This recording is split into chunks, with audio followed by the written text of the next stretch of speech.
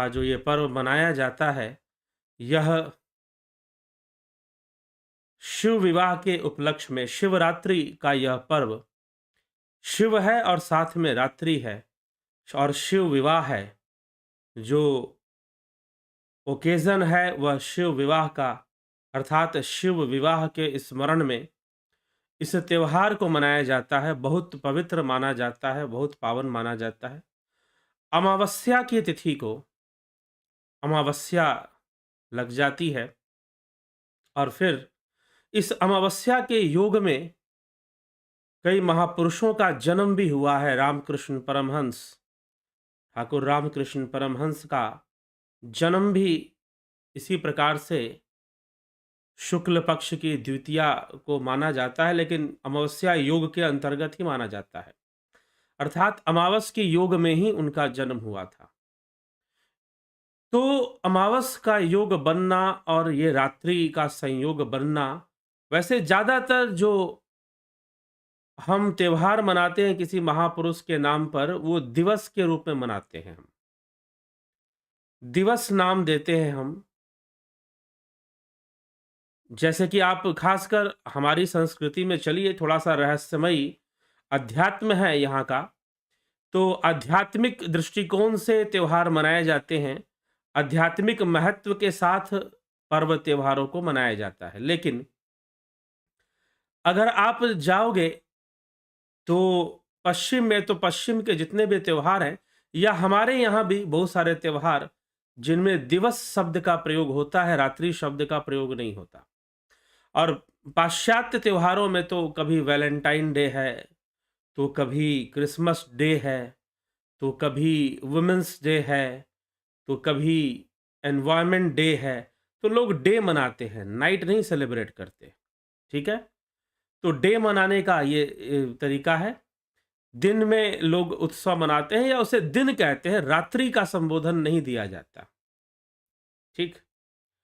तो रात्रि का संबोधन रात्रि के रूप में हमारे ही देश में नवरात्रे मनाए जाते हैं, नवरात्रियां, और फिर शिवरात्रि मनाई जाती है। शिवरात्रि,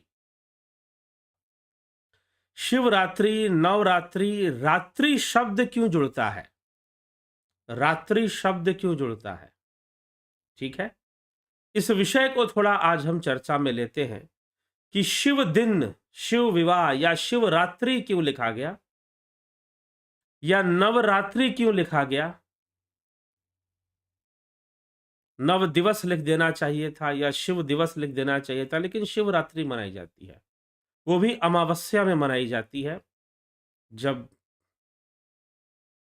सूर्य चंद्रमा एक साथ हो जाते हैं और चंद्रमा का प्रकाश क्षीण हो जाता है, नहीं रहता है उस दिन।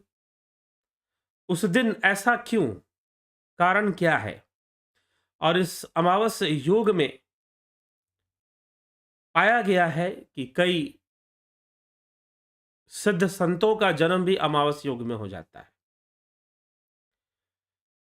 तो कुछ मान्यताओं के अनुसार तो यह योग खराब भी माना जाता है, परंतु यह एक विशेष गुण लेकर आता है, एक सूक्ष्मता, एक गहराई।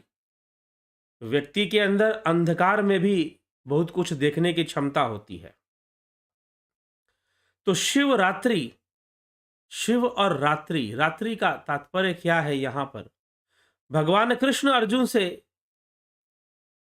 समझाते हुए, अर्जुन को समझाते हुए भगवान कृष्ण कहते हैं, क्या कहते हैं कि ये रात्रि क्या है? या निशा सर्वभूतानाम तस्याम जागृति संयमी, यस्याम जागृति भूतानि सा निशा पश्यतो मुने।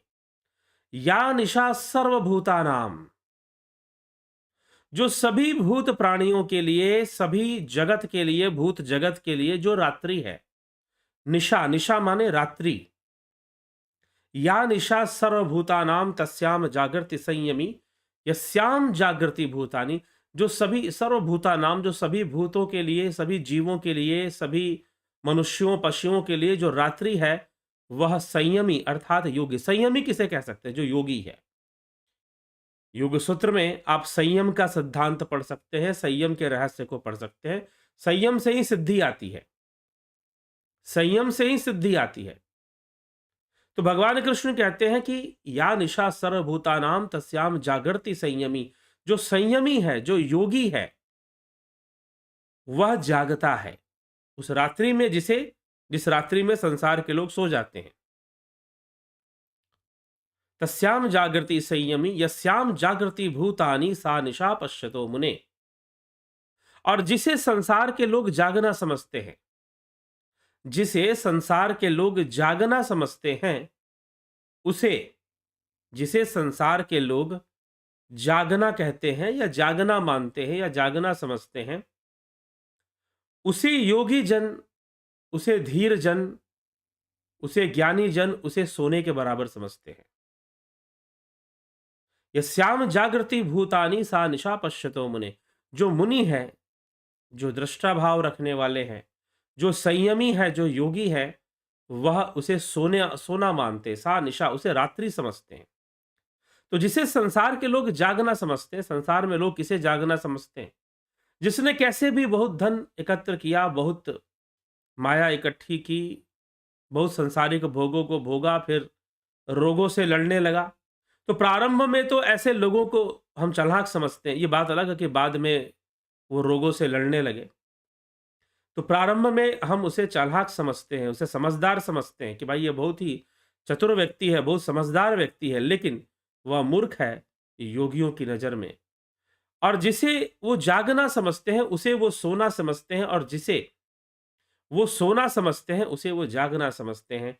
तो जो संसार के लोगों के लिए रात्रि है, वह संयमी लोगों के लिए, योगियों के लिए वह जागृति है, वह जागने का समय है, वह जागने का विषय है।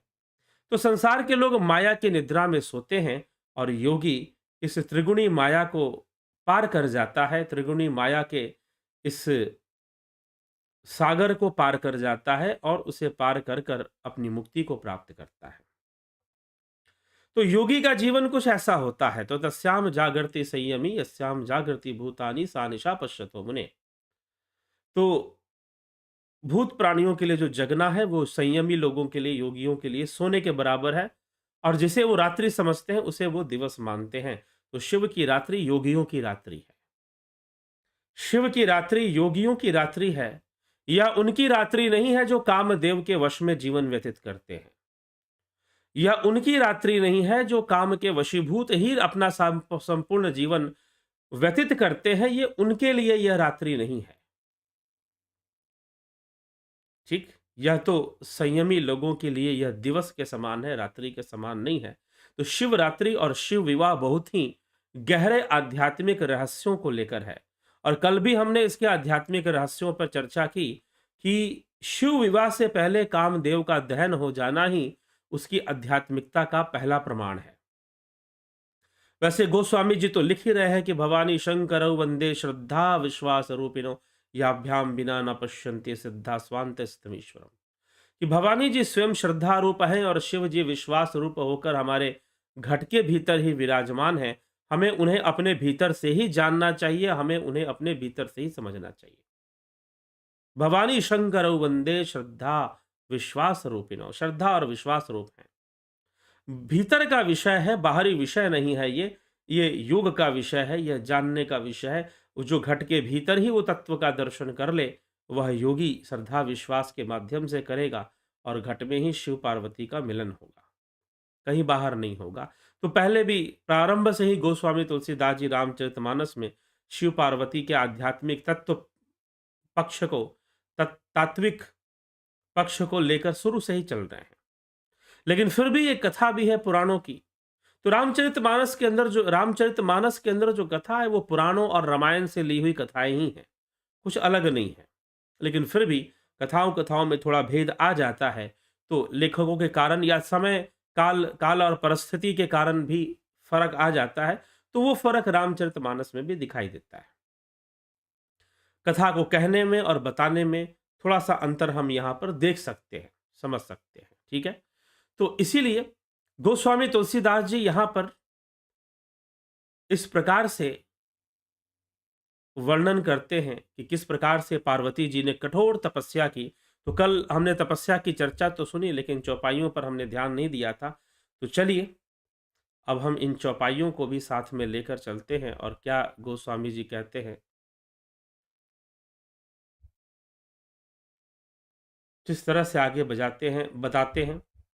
तो लिखते हैं, उर्धरि उमा प्राणपति चरणा जाई विपिन लागी तपु करना अति सुकुमारन्ना तनु तप जोगु पति पद सुमिर तजेऊ सब भोगु। प्राणपति शिव जी के चरणों में हृदय में शिव जी के चरणों को हृदय में धारण करके पार्वती जी वन में जाकर कठोर तपस्या करने लग जाती हैं। जब नारद जी समझाते हैं कि भाई देखो ऐसी ऐसी बात है और तुम्हारी पुत्री की कुंडली में दोष है, ये जब बड़ी हो जाए तो इसको तपस्या के लिए तैयार करो। और पुत्री जब तपस्या के लिए तैयार होती है तो तपस्या करने के लिए जाती है। पार्वती जी का अत्यंत सुकुमार शरीर तप के योग्य नहीं था, तो भी पति के चरणों का स्मरण करके उन्होंने सब भोगों को तज दिया। नित नव चरण उपज अनुरागा बिसरि देह तपही मनु लागा संबत सहस मूल फल खाए सागु खाई सत वर्ष गवाए। स्वामी के चरणों में नित्य नया अनुराग उत्पन्न होने लगा और तप में ऐसा मन लगा कि शरीर की सारी बुद्धि सारी सुध बिसर गई। लगभग 1000 वर्ष के समान कोई तपस्या कर रहा हो वैसी तपस्या उन्होंने की और फल मूल खाकर 1000 वर्ष बिता दिए। फिर 100 वर्ष उन्होंने पत्ते खाए, साग खाए, पत्ते खाए। कछु दिन भोजन बारी बतासा किए कठिन, कछु दिन उपवासा बेल पाती मही परई सुखाई तिनी सहस संवत सोई खाई। कुछ दिन जल और वायु का भोजन किया और फिर कुछ दिन कठोर उपवास किए। जो बेल पत्र सूख कर पृथ्वी पर गिरते थे 3000 वर्ष तक उन्हीं को खाया। जो बेल पत्र पृथ्वी पर गिरते थे 3000 वर्षों तक कहते हैं उन्हीं को खाया। पुनि परिहरे सुखाने उपरणा उमहि नाम तब भय अपरणा देखी उमहि तब खीन शरीरा ब्रह्म गिरा भय गगन गभीरा। फिर सूखे पर्णों को भी छोड़ दिया, तब पार्वती का नाम अपर्णा हुआ। तब से उमा का शरीर क्षीण देखकर आकाश से गंभीर ब्रह्मवाणी हुई। भयहु मनोरथ सुफल तव सुनु गिरिराज कुमारी परिहर दुसह कलेश सब अब मिलिहि त्रिपुरारी। हे पर्वतराज की कुमारी, सुन तेरा मनोरथ सफल हुआ, तू अब सारे असह्य कठिन तप को त्याग दे, अब तुझे शिव जी मिलेंगे। अस तपु काहू न किन्न भवानी भय अनेक धीर मुनि ज्ञानी अब उर धरहु ब्रह्म बरबानी सत्य सदा संतत सुच जानी। हे भवानी, धीर मुनि और ज्ञानी बहुत हुए पर ऐसा तप किसी ने आज तक, कठोर तपस्या पार्वती जी ने की जिसका वर्णन यहां पर किया जा रहा है। और तब सुनत गिरा विधि गगन बखानी पुलकत गाद गिरिजा हर्षानी उमा चरित सुंदर मैं गावा सुनहु शंभुकर चरित सुहावा। आकाश से कही हुई ब्रह्मा की वाणी को सुनते ही पार्वती जी प्रसन्न हो गए, उनका शरीर पुलकित हो गया। पार्वती जी का सुंदर चरित्र याज्ञवल्क्य ऋषि ने सुनाया भारद्वाज जी को। जब ते सती जाई तनु त्यागा तब ते शिव मन भयो बिरागा जपहि सदा रघुनायक नामा जहां तह सुनहि राम गुण ग्रामा। जब से सती ने जाकर शरीर त्याग किया तब से शिव जी के मन में वैराग्य हो गया। वे सदा श्री रघुनाथ जी का नाम जपने लगे और जहां तहां श्री रामचंद्र जी के गुण की कथाएं सुनने लगे। शिव जी के मन में वैराग्य और समाधि में बैठने लगे। चिदानंद सुख धाम शिव विगत मोह मद काम बिचरहि मही धरि हृदय हरि सकल लोक अभिराम। चिदानंद सुख के धाम मोह मद और काम से रहित शिव जी संपूर्ण लोकों को आनंद करने वाले भगवान श्री हरि को हृदय में धारण करके विचरने लगे। कतहु मुनिन उपदेश ही ज्ञाना कतहु राम गुण करहि बखाना यद्यपि अकाम तद्यपि भगवाना भगत बिरह दुख दुखित सुजाना। वे कहीं मुनियों को ज्ञान का उपदेश करते और कहीं श्री रामचंद्र जी गुणों का वर्णन करते। यद्यपि सुजान शिव जी निष्काम है तो भी वे भगवान अपने भक्त के वियोग के दुख से दुखी हैं। इस प्रकार बहुत समय बीत गया शिव जी के लिए भी और इधर पार्वती जी की कठोर तपस्या करते हुए बहुत समय बीत गया। और इस प्रकार से प्रगटे राम कृतज्ञ कृपाला रूपशील निधि तेज विशाला बहु प्रकार शंकर ही सराहा तुम बिनु असब्रतु कहो निर्वाहा। तब कृतज्ञ होकर कृपाल रूप और शील के भंडार महान तेजपुन भगवान रामचंद्र जी प्रकट हुए। उन्होंने बहुत तरह से शिव जी की सराहना की और कहा कि आप के बिना ऐसा व्रत कौन निभा सकता है। तो उधर राम जी शिव जी की विनती करते हैं और यहाँ पार्वती जी शिव जी की तपस्या में लगी हुई हैं। कह शिव यद्यपि उचित अस नाही, नाथ बचन पुनि मेट न जाहि, सिर धरि आयसु करिए तुम्हारा, परम धर्म यह नाथ हमारा। शिव जी ने कहा यद्यपि ऐसा उचित नहीं, परंतु स्वामी की बात मेटी नहीं जा सकती। हे नाथ, मेरी यही परम धर्म है कि मैं आपकी आज्ञा को सिर आंखों पर रखकर उसका पालन करूंगा। क्योंकि भगवान राम ने कहा कि अब बिनती मम सुनहु शिव, जौ मो पर निज नेहु, जाई विबाहु शैल जही, यह मोहि मागे देहु। हे शिव जी, यदि मुझ पर आपका स्नेह है तो आप मेरी विनती सुनिए, और मुझे यह मांग है कि आप पार्वती जी से, शैलपुत्री से विवाह कर लीजिए। ऐसा भगवान राम शिव जी से कहते हैं। मातु पिता गुरु प्रभु के वाणी, बिनहि विचार करिए शुभ जानी, तुम सब भांति परम हितकारी, आज्ञा सिर पर नाथ तुम्हारी। तो शिव जी ने कहा कि आपकी आज्ञा तो मेरे सिर पर है, शिरोधार्य है, मैं जरूर आपकी आज्ञा पालन करूंगा, लेकिन यह घटना घटे कि शिव जी पार्वती जी से विवाह करें, उसके लिए अभी भी शिव जी के मन में बहुत सारी बातें पार्वती की योग्यता को लेकर है। पार्वती पहि जाई तुम, प्रेम परीक्षा लेहु, गिरहि प्रेई विपठेउ, भवन दूरी करेउ संदेहु। आप लोग पार्वती के पास जाकर उनकी प्रेम परीक्षा लीजिए। सप्त ऋषियों को भेजा शिव जी ने कि उनकी प्रेम परीक्षा लीजिए, और सप्त ऋषि जाते हैं, प्रेम परीक्षा लेते हैं पार्वती जी की, बहुत विधि से परीक्षा लेते हैं। पार्वती जी के पास जाकर विष्णु का गुणगान करते हैं, शिव की निंदा करते हैं, बहुत तरीके से ये समझाने की कोशिश करते हैं कि तुम शिव जी से विवाह मत करो, तुम विष्णु जी से कर लो, ये ज्यादा अच्छा रहेगा। ठीक है, तो इस प्रकार से ऋषि मुनि समझाते हैं कि ही अवर अवराधहु का तुम चहु, हम सन सत्य मरमु किन कहु, कहत बचन मनु अति सकुचाई, हसी हऊ सुनी हमार जड़ताई। तुम किसकी आराधना करती हो, क्या चाहती हो, अपना सच्चा भेद क्यों नहीं कहती। सप्त ऋषियों ने जाकर वैष्णव ब्राह्मण का रूप धारण करके पार्वती जी से ऐसे प्रश्न करने लगे। मन में हट पकड़ लिया है, वह उपदेश नहीं सुनता, मनु हट परा न सुनई सिखावा, चाहत बारी पर भीति उठावा। उपदेश नहीं सुनता, जल पर दीवाल उठाना चाहता है। नारद जी ने जो कह दिया उसे सत्य जानकर मैं बिना ही पांख के उड़ना चाहती हूं, कह दिया। पार्वती जी ने उत्तर दे दिया, हे मुनियों, आप मेरा अज्ञान तो देखिए कि मैं सदा शिव जी को ही पति बनाना चाहती हूं। चाहे कोई कितना भी मुझे समझाए कि नहीं विष्णु जी को पति बना लो, पार्वती मानने को तैयार नहीं। सुनत बचन बिहसे ऋषय, गिरि संभव तव देह, नारद कर उपदेश सुनी, कहु बरसेव किसु गेह। पार्वती जी की बात सुनते ऋषि लोग हंस पड़े और बोले, तुम्हारा शरीर पर्वत से ही तो उत्पन्न हुआ है, भला कहो तो नारद का उपदेश सुनकर आज तक किसका घर बसा है। तुम कहती हो देव ऋषि नारद ने तुम्हें समझाया है, शिव जी की तपस्या करना, शिव जी को प्रसन्न कर कर उनको पति के रूप में प्राप्त करने का उपदेश नारद ने तुम्हें दिया है। लेकिन नारद का उपदेश सुनकर, नारद कर उपदेशो सुनी, कहूं बसे किस गेहूं, ये किसका घर बसा है भाई। नारद का उपदेश सुनकर, दक्ष सुतन उपदेश न जाए, तिन फिर भवन न देख आए, चित्र केतु कर घर उन घाला, कनक कसीपु कर पुनि असहाला। उन्होंने जाकर दक्ष के पुत्रों को उपदेश दिया, जिससे उन्होंने फिर लौटकर घर का मुंह नहीं देखा। दक्ष के पुत्रों को घर से अलग कर दिया। चित्रकेतु के घर को नारद ने ही चौपट किया। फिर यही हाल हिरण्यकशिपु का हुआ। हिरण्यकशिपु के घर को नारद ने ही बर्बाद किया। नारद सीख जे सुनहि नर नारी, अवसि हो ही तजे भवन भिखारी। मन कपटी तन सज्जन चिन्हा, आप सरिस सबही चह किन्ना। नारद सीख जो सुनहि नर नारी, अवसि हो ही तज भवन भिखारी। जो स्त्री पुरुष नारद की शिक्षा को सुनेंगे वे घर बार छोड़कर अवश्य भिखारी हो जाते हैं। उनका मन तो कपटी है और शरीर पर सज्जनों के चिन्ह हैं। वे सभी को अपना समान बनाना चाहते हैं, सबको गृह त्यागी बनाना चाहते हैं। तेहि के वचन मानि विश्वासा, तुम चाहु पति सहज उदासा। निर्गुण नीलज कुबेश कपाली, अकुल अगेह दिगंबर ब्याली। उनके वचनों पर विश्वास मानकर तुम ऐसा पति चाहती हो जो स्वभाव से ही उदासीन, गुणहीन, निर्लज।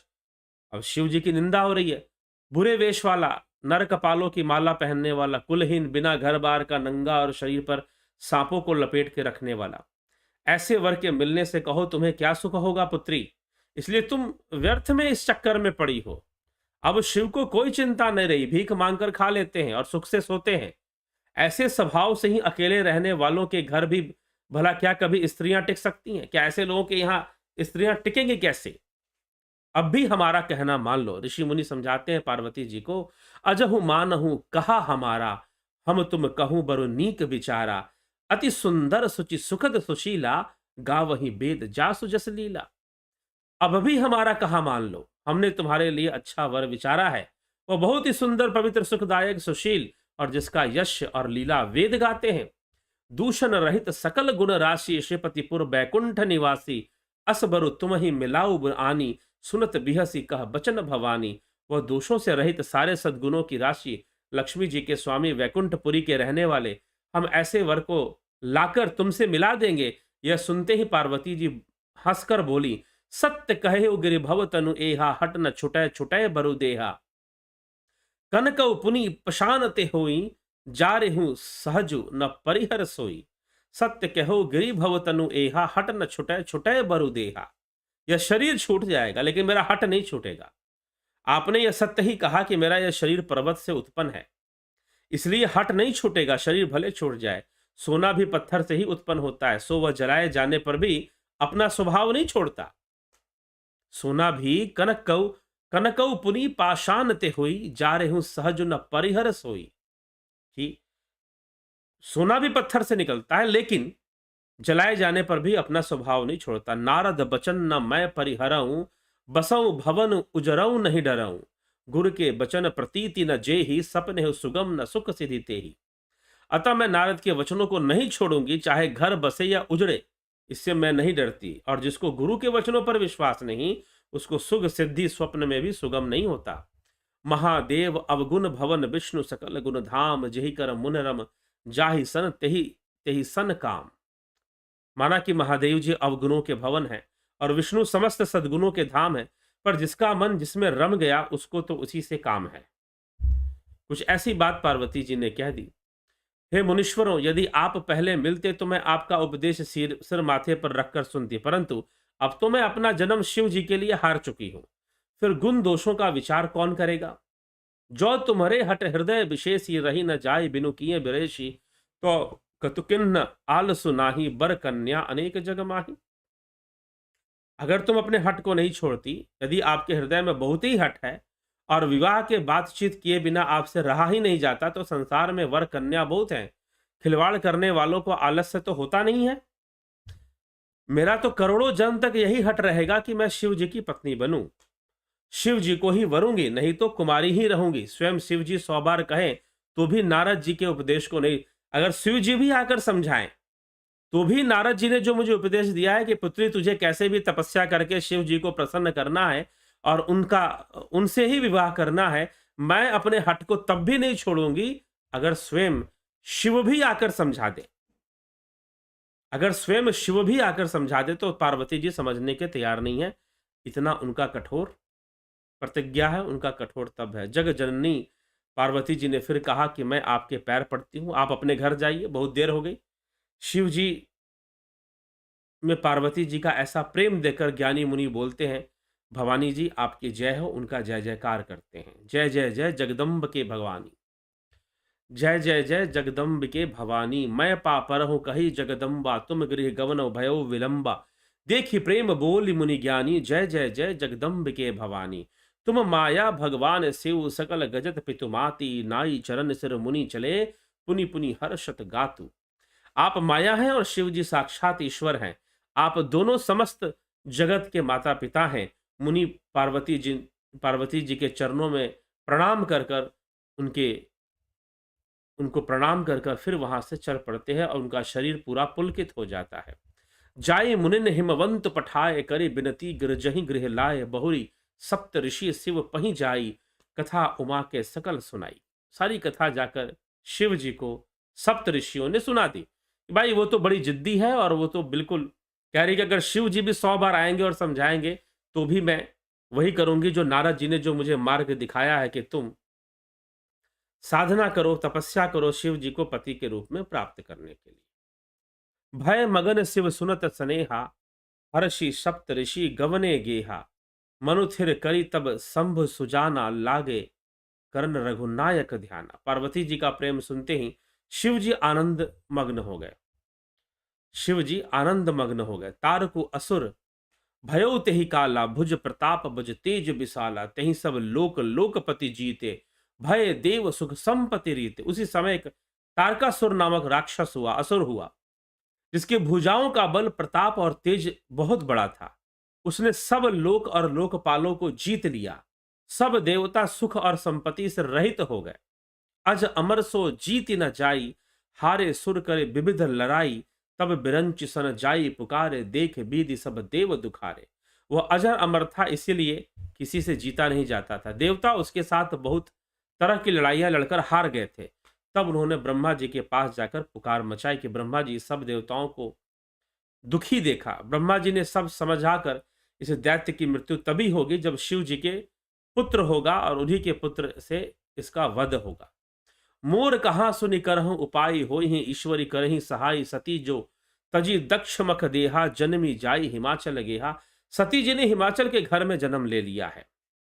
तही तपु किन्न शंभुपति लागे, शिव समाधि बैठ सबु त्यागे, यद्यपि अहि असमंजस भारी, तदपि बात एक सुनहु हमारी। उन्होंने शिव जी को पति बनाने का तप ले लिया है और वो तपस्या कर रही हैं और शिव जी समाधि लगा के बैठे हुए हैं। यद्यपि है तो बड़े असमंजस की बात, तथापि मेरी एक बात सुनो। ब्रह्मा जी देवताओं से कहते हैं, पटवहु कामो जाई शिव पाही, करे क्षोभ शंकर मन माही।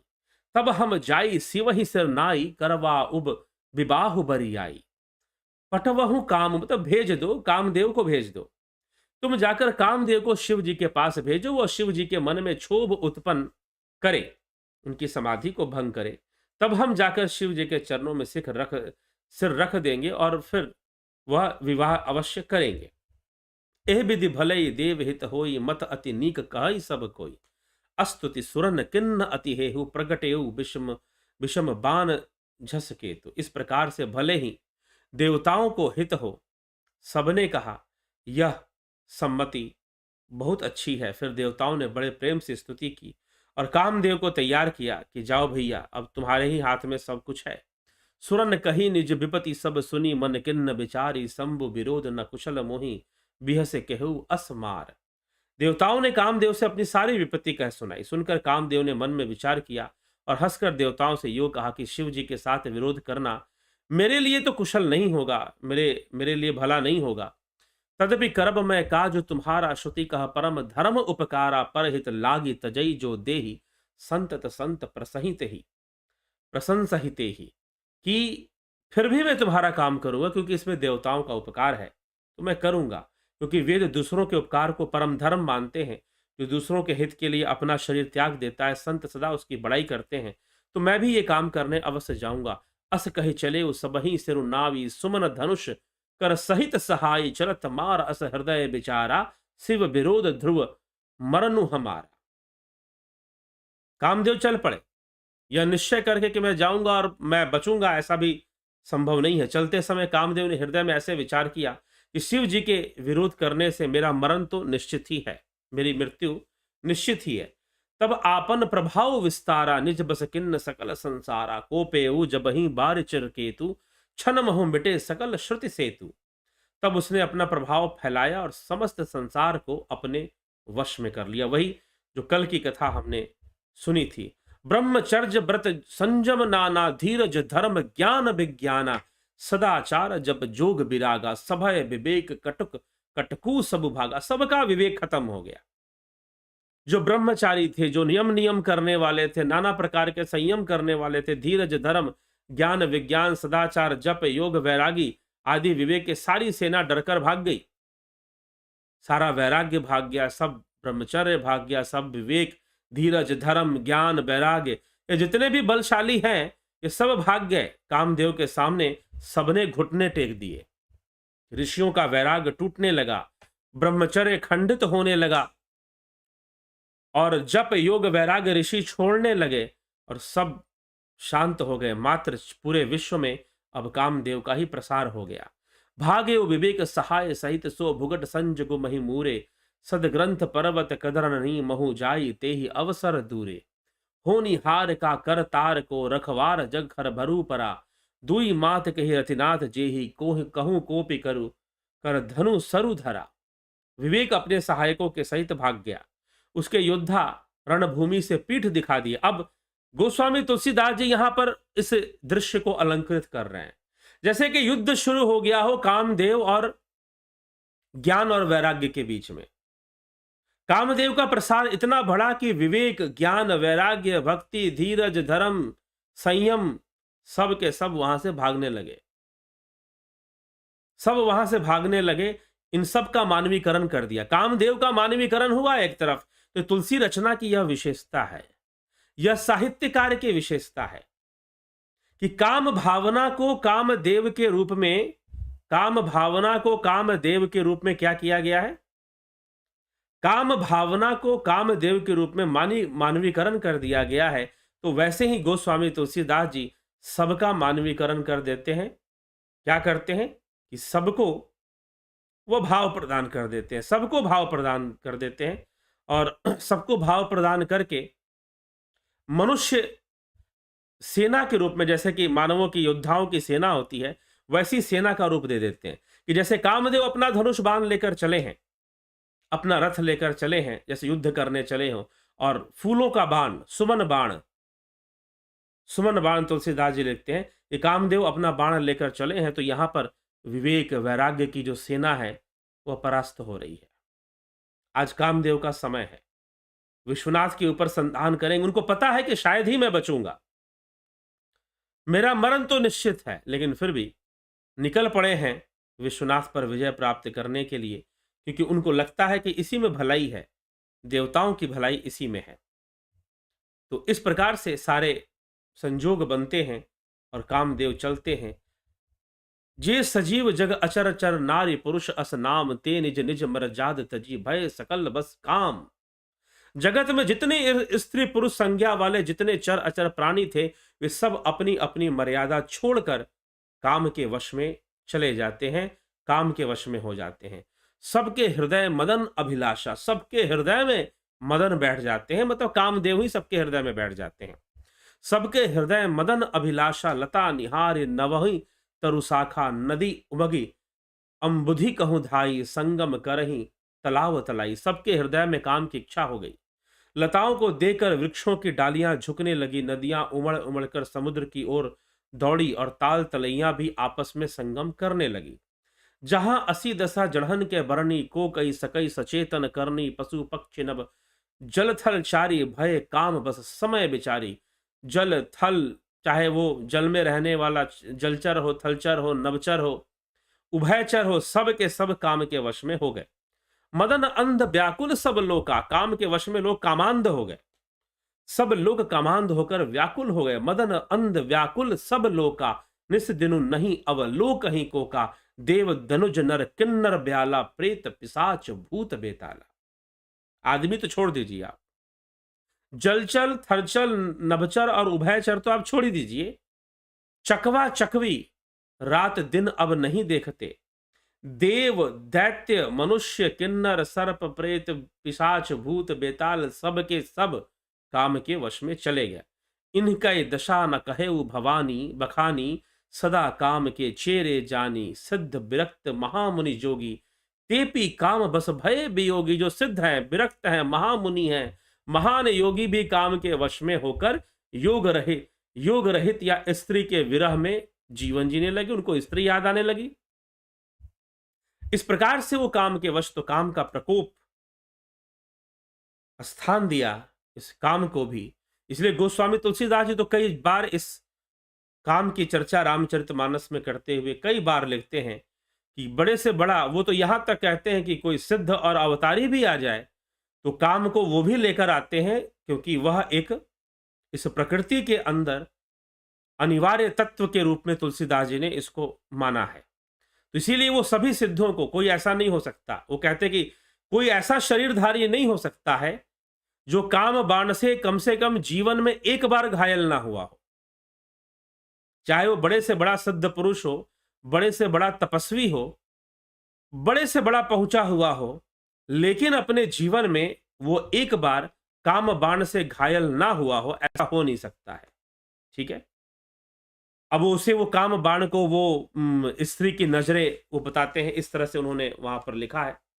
तो काम बाण से घायल ना हुआ हो ऐसा कोई व्यक्ति नहीं होता है। इस प्रकार से गोस्वामी तुलसीदास जी मानस में दूसरी जगहों पर भी चर्चा करते हैं। धरि न काहू धीर सबके मन मन सीज हरे, जे राखे रघुवीर ते उबरे ते ही कालम हो। किसी ने भी हृदय में धैर्य नहीं धारण किया, कामदेव के ने सबका मन हर लिया, सबके मन का हरण कर लिया। श्री रघुनाथ जी ने जिनकी रक्षा की, केवल वे ही उस समय बचे रहे। जो प्रभु के ध्यान में लीन थे वो थोड़े बच गए। उभय घरी अस कौतुक भयउ, जौ लगी काम शंभु पहि गयउ, शिवहि बिलोकी संस क्यों मारा, भय हुई जथा तिथि सबु संसारु। 2 घड़ी तक ऐसा तमाशा होता रहा, जब तक कामदेव शिव जी के पास पहुंच गए। शिव जी को देखकर कामदेव डर गया, तब सारा संसार फिर जैसा का तैसा स्थिर हो गया। डर जो है वो कामदेव को शांत कर देता। भय तुरत सब जीव सुखारे, जिमि मद उतरि गए मतवारे, रुद्र ही देखी मदन भय माना, दुराधर्ष दुर्गम भगवाना। तुरंत ही सब जीव वैसे ही पुनः सुखी हो गए। फिरत लाज कछु करी नहीं जाई, मरण उठानी मन रचेसी उपाय, प्रगट से तुरत रुचिर ऋतु राजा, कुसुमति नवतरु राज विराजा। लौट जाने में लज्जा मालूम होती और करते हुए कुछ बनता नहीं है। आखिर मन में मरने का निश्चय करके उसने उपाय रचा। तुरंत ही सुंदर ऋतुराज वसंत को प्रकट किया। फूले हुए नए नए वृक्षों के कतारें सुशोभित हो गई। वन उपवन बापिका तड़ागा, परम सुभग सब दिशा विभागा, जहां तह जन उमगत अनुरागा, देखी मुएहु मन मन से जागा। वन उपवन बावली तालाब सब दिशाओं के विभाग परम सुंदर हो गए। जहां तहां मानो प्रेम उमड़ रहा हो, जिसे देखकर मरे मनो भी कामदेव मरे हुए व्यक्ति के मन में भी कामदेव जाग उठे। ऐसा कामदेव ने माहौल पैदा किया शिव जी के पास जाकर।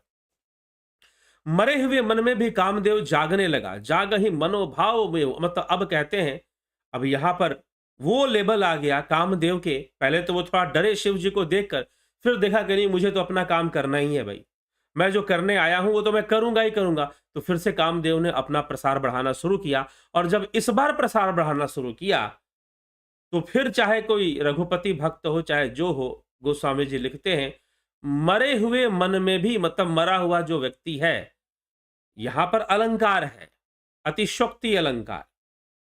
यद्यपि सबको पता है कि मरे हुए मन में भी कामदेव जगने वाला क्या मतलब है, कोई मतलब ही नहीं उठता कि जो व्यक्ति मृत्यु को प्राप्त कर चुका है, जो व्यक्ति मृत्यु को प्राप्त कर चुका है, भला उसके शरीर में कहां से कामदेव की जागृति हो पाएगी।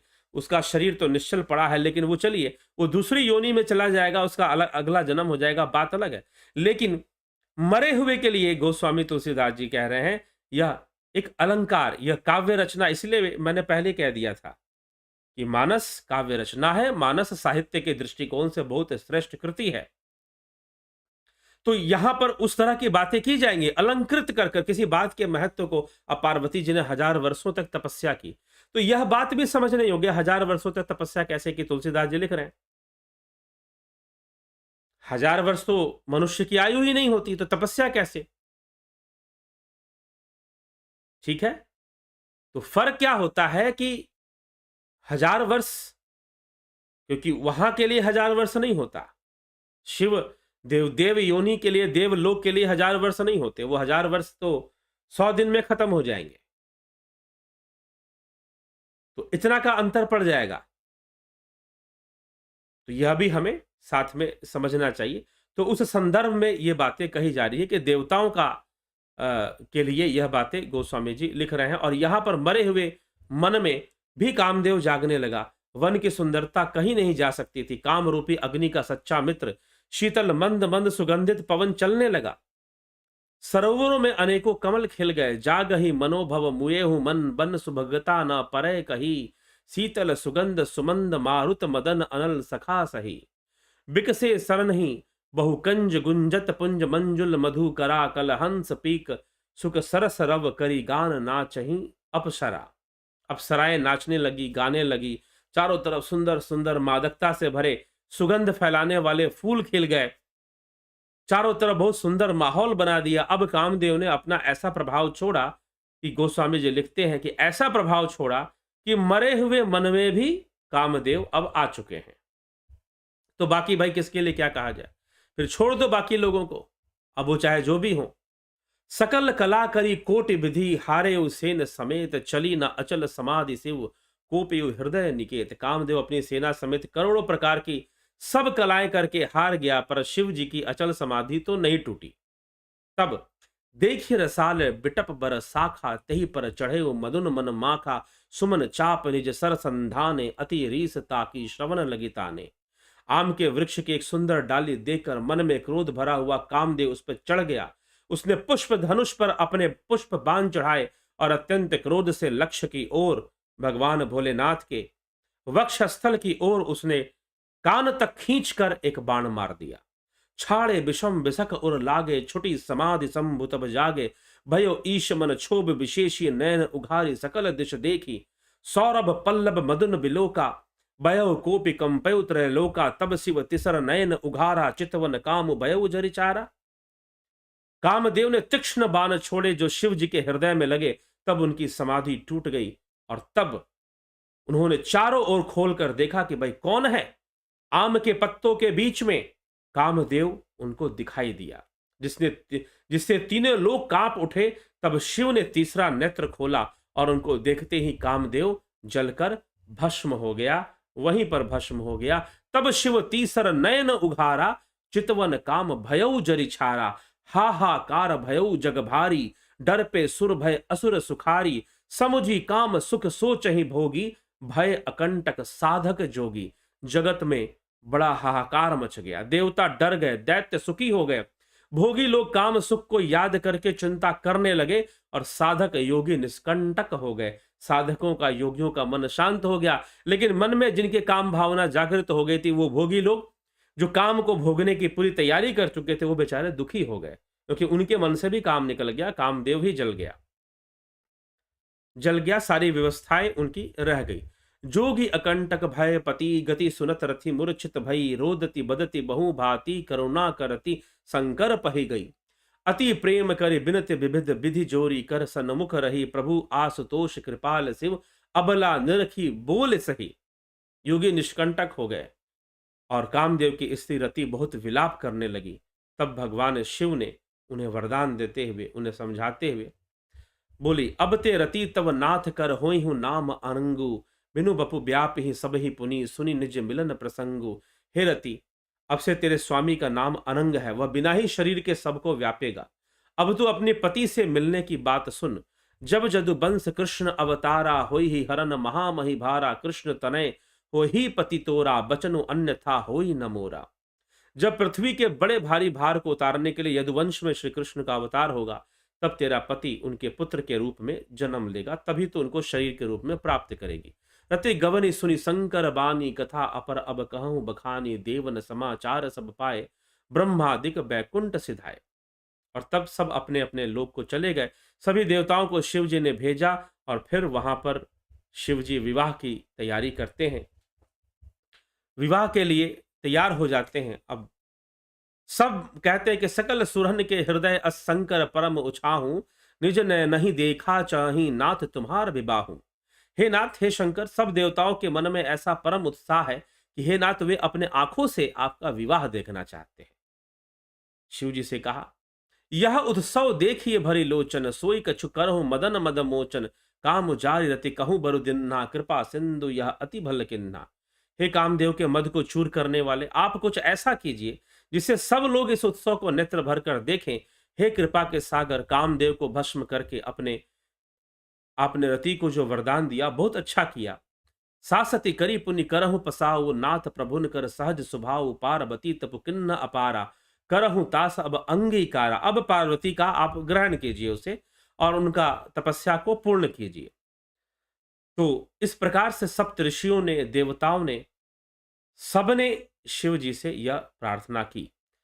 सप्त ऋषि आए और ब्रह्मा जी ने तुरंत ही उन्हें हिमाचल के घर भेज दिया कि जाइए और कुमकुम पत्रिका लेकर जाइए। कुमकुम पत्रिका नारद जी लेकर गए थे शिव महापुराण में। यहाँ पर सप्त ऋषि का वर्णन आ रहा है कि वो जाते हैं। कहा हमारा न सुने हूं तब नारद के उपदेश, अब भा झूठ तुम्हारपन जा रे वो काम महेश। नारद जी के उपदेश से तुमने उस समय हमारी बात नहीं सुनी, अब तो तुम्हारा प्रण झूठा हो गया, क्योंकि महादेव जी ने काम को ही भस्म कर डाला है।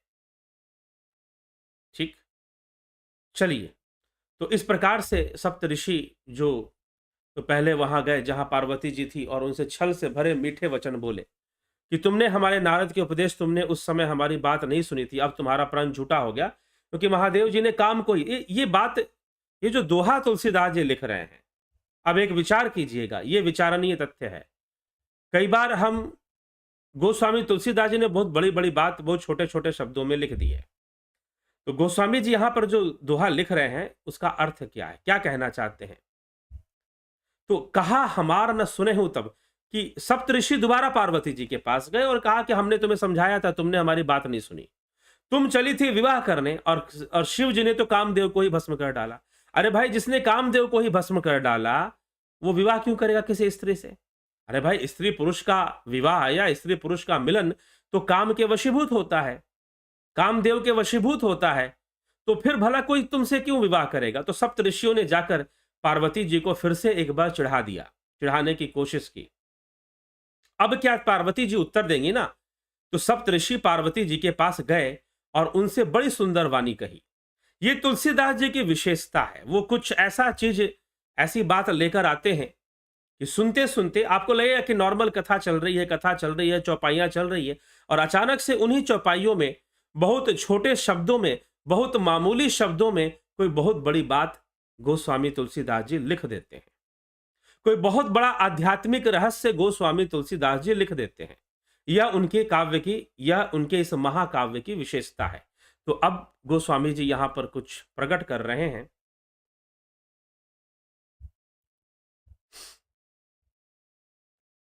तो क्या कहते हैं? कहा हमार न सुनहूं तब नारद के उपदेश की। सप्तऋषि फिर से भवानी जी के पास गए, पार्वती जी के पास गए और उनसे कहा कि नारद जी के उपदेश, तुमने उस समय हमारी बात नहीं सुनी थी, नारद जी का उपदेश मानने के कारण अब तो तुम्हारा प्रण झूठा हो गया। क्यों झूठा हो गया? क्योंकि महादेव जी ने काम को ही भस्म कर डाला। तो पार्वती जी अब कुछ उत्तर देंगी इसका। क्या कहती हैं? सुनह बोली मुस्काई भवानी, मुस्कुराते हुए भवानी जी ने कहा, पार्वती जी ने वहां पर बात कही, सुन बोल ही मुस्काई भवानी, उचित कहे मुनि बर विज्ञानी, तुम्हारे जान काम अब जारा, अब लगी शंभु रहे सबिकारा। यह सुनकर पार्वती जी बहुत मुस्कुरा कर बोली, हे विज्ञानी मुनिवरों, आपने उचित ही कहा। आपकी समझ में शिव जी ने कामदेव को अब जलाया है, अब तक तो वे विकार युक्त ही रहे। आपके कहने का मतलब क्या है भाई? तो उल्टा मतलब कि ऋषि मुनियों को, सप्त ऋषियों को संकट में डालने का प्रयास कर रही हैं कि तुम्हारे कहने का मतलब क्या है कि उन्होंने कामदेव को जला दिया, तो इसका मतलब क्या? जब कामदेव जला नहीं था तो क्या उनके मन में काम विकार था? व्यंगात्मक प्रश्न किया पार्वती जी ने, व्यंगात्मक प्रश्न किया। मतलब कि सप्तऋषि साधारण भाषा में उन्होंने कह दिया कि भाई तुम तो चली थी विवाह करने, ठीक है। जाकर अब ये लिखना जरूरी था, तुलसीदास जी ने ये क्यों लिखा? ताकि ये प्रमाणित हो जाए कि शिव पार्वती विवाह जो है वो काम के वशीभूत नहीं है। शिव पार्वती विवाह जो है वो काम के वशीभूत नहीं है, ऐसा समझना चाहिए। इसीलिए शिव जी ने जला दिया और सप्त ऋषियों ने जाके भवानी जी से कहा, तुम तो प्रण ले रखी हो नारद के कहने पर कि तुम विवाह करोगे शिव जी से, और शिव जी ने तो कामदेव को जला दिया। अब जो विवाह होता है स्त्री पुरुष के मध्य, जो यह विवाह संबंध होता है, प्रणय सूत्र में दोनों बंधते हैं, तो वह जो है काम के वशीभूत ही तो बनते हैं ना। तो काम के वशीभूत लोग विवाह करते हैं, और यहां पर कामदेव को ही जला के भस्म कर दिया। अब कर लो विवाह जो करना है।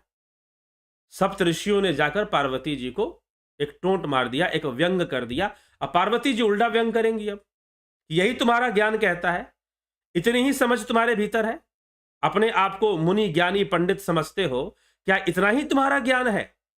यही तुम्हारी समझ है? आज तक यही समझ पाए हो कि शिव जी ने कामदेव को भस्म कर दिया तो अब विवाह कैसे होगा? हाँ, क्या समझ में आता है? तो पार्वती जी ने कहा कि जब कामदेव भस्म नहीं हुए थे तो क्या शिव जी के मन में विकार था? क्या वो विकार युक्त थे? ऐसा तुम्हारे कहने का आशय यही निकलता है। शिव जी पहले भी वही थे जो आज हैं। कामदेव भले ही भस्म हो गया, पार्वती जी को भली भांति पता है कि वो किसको वरण करने जा रही हैं। उनको अच्छे से पता है कि शिव नारी के सौंदर्य से नहीं प्रसन्न होते, शिव नारी के अदाओं से, और उसके सुंदरता से नहीं प्रसन्न होते, वो तो तपस्या से प्रसन्न होते हैं। ये पार्वती जी को भली भांति पता है। काम का वास शिव के हृदय में नहीं होता, शिव में नहीं होता। उनका हृदय क्या, वो तो स्वयं ही तत्व रूप ईश्वर है, परमात्मा है, ब्रह्म है। तो बस उनका मानव रूप है जिसमें वो जगत को ज्ञान देते हैं, जगत को समझाते हैं। सुनी बोली मुस्काई भवानी, उचित कहे मुनिबर विज्ञानी, तुम्हारे जान काम अब जारा, अब लगी शंभु रहे सब विकारा। क्या अब तक वो विकार युक्त थे? हमरे जान सदा शिव जोगी, अज अनवद अकाम अभोगी, जो मैं शिव से अस जानी, प्रीति समेत कर्म मन बानी। अब पार्वती जी ने सप्त ऋषियों को समझाते हुए कहा, हमरे जान सदा शिव जोगी, किंतु हमारी समझ से तो शिव सदा ही योगी हैं।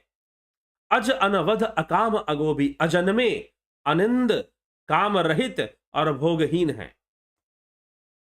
वो अजन्मे अनिंद काम रहित और भोगहीन है। और यदि मैं शिव जी को ऐसा समझकर ही मन वचन और कर्म से प्रेम सहित उनकी सेवा की है, तो हमार अपन सुनहु मुनीसा, तो हमार, हे मुनियों, हे सप्तऋषियों सुन लो, तो हमार अपन सुनहु मनीषा, करी हई सत्य कृपा निधि ईशा, तुम जो कहा हर जा रे मारा, सोई अति बड़ अबेबी को तुम्हारा। तो हे मुनीश्वरों सुनिए, वे कृपा निधान भगवान मेरी प्रतिज्ञा को सत्य करेंगे। आपने जो यह कहा कि शिव जी ने कामदेव को भस्म कर दिया, यह आपका बड़ा भारी अविवेक है। आप मुझे कहना क्या चाहते हैं कि मैं क्या शिव जी अपनी कामेक्षा पूर्ति के लिए मैं तपस्या कर रही हूं कि शिव जी मुझे मिल जाए?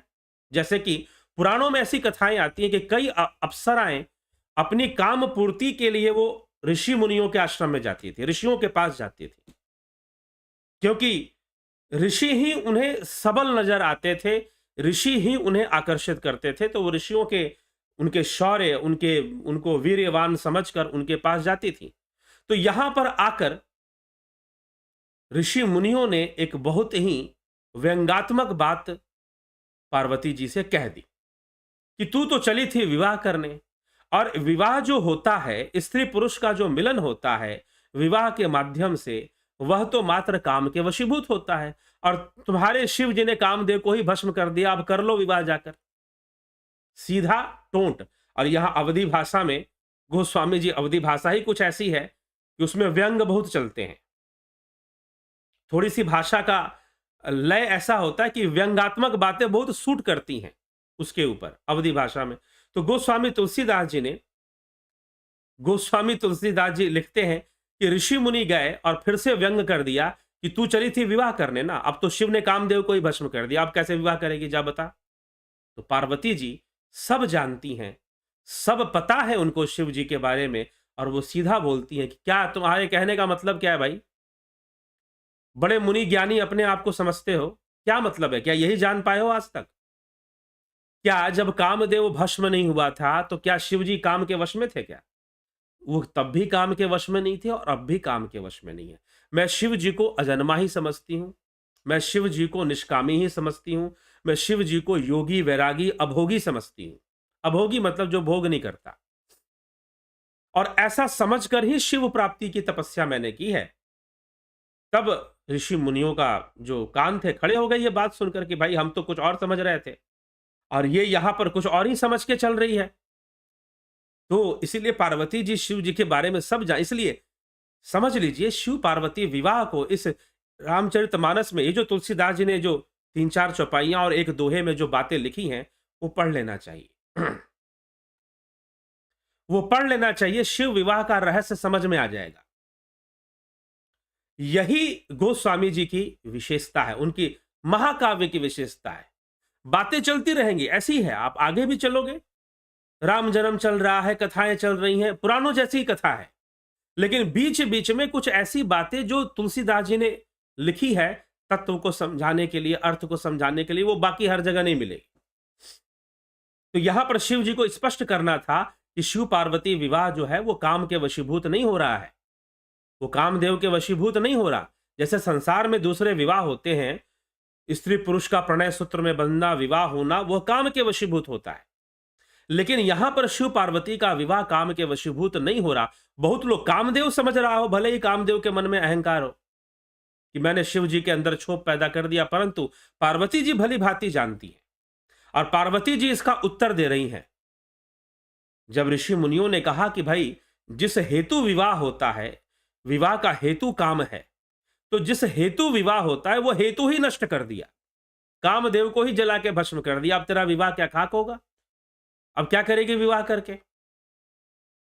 तो अब पार्वती जी यहां पर जो उत्तर देती हैं वो संपूर्ण शिव विवाह प्रसंग का सार है।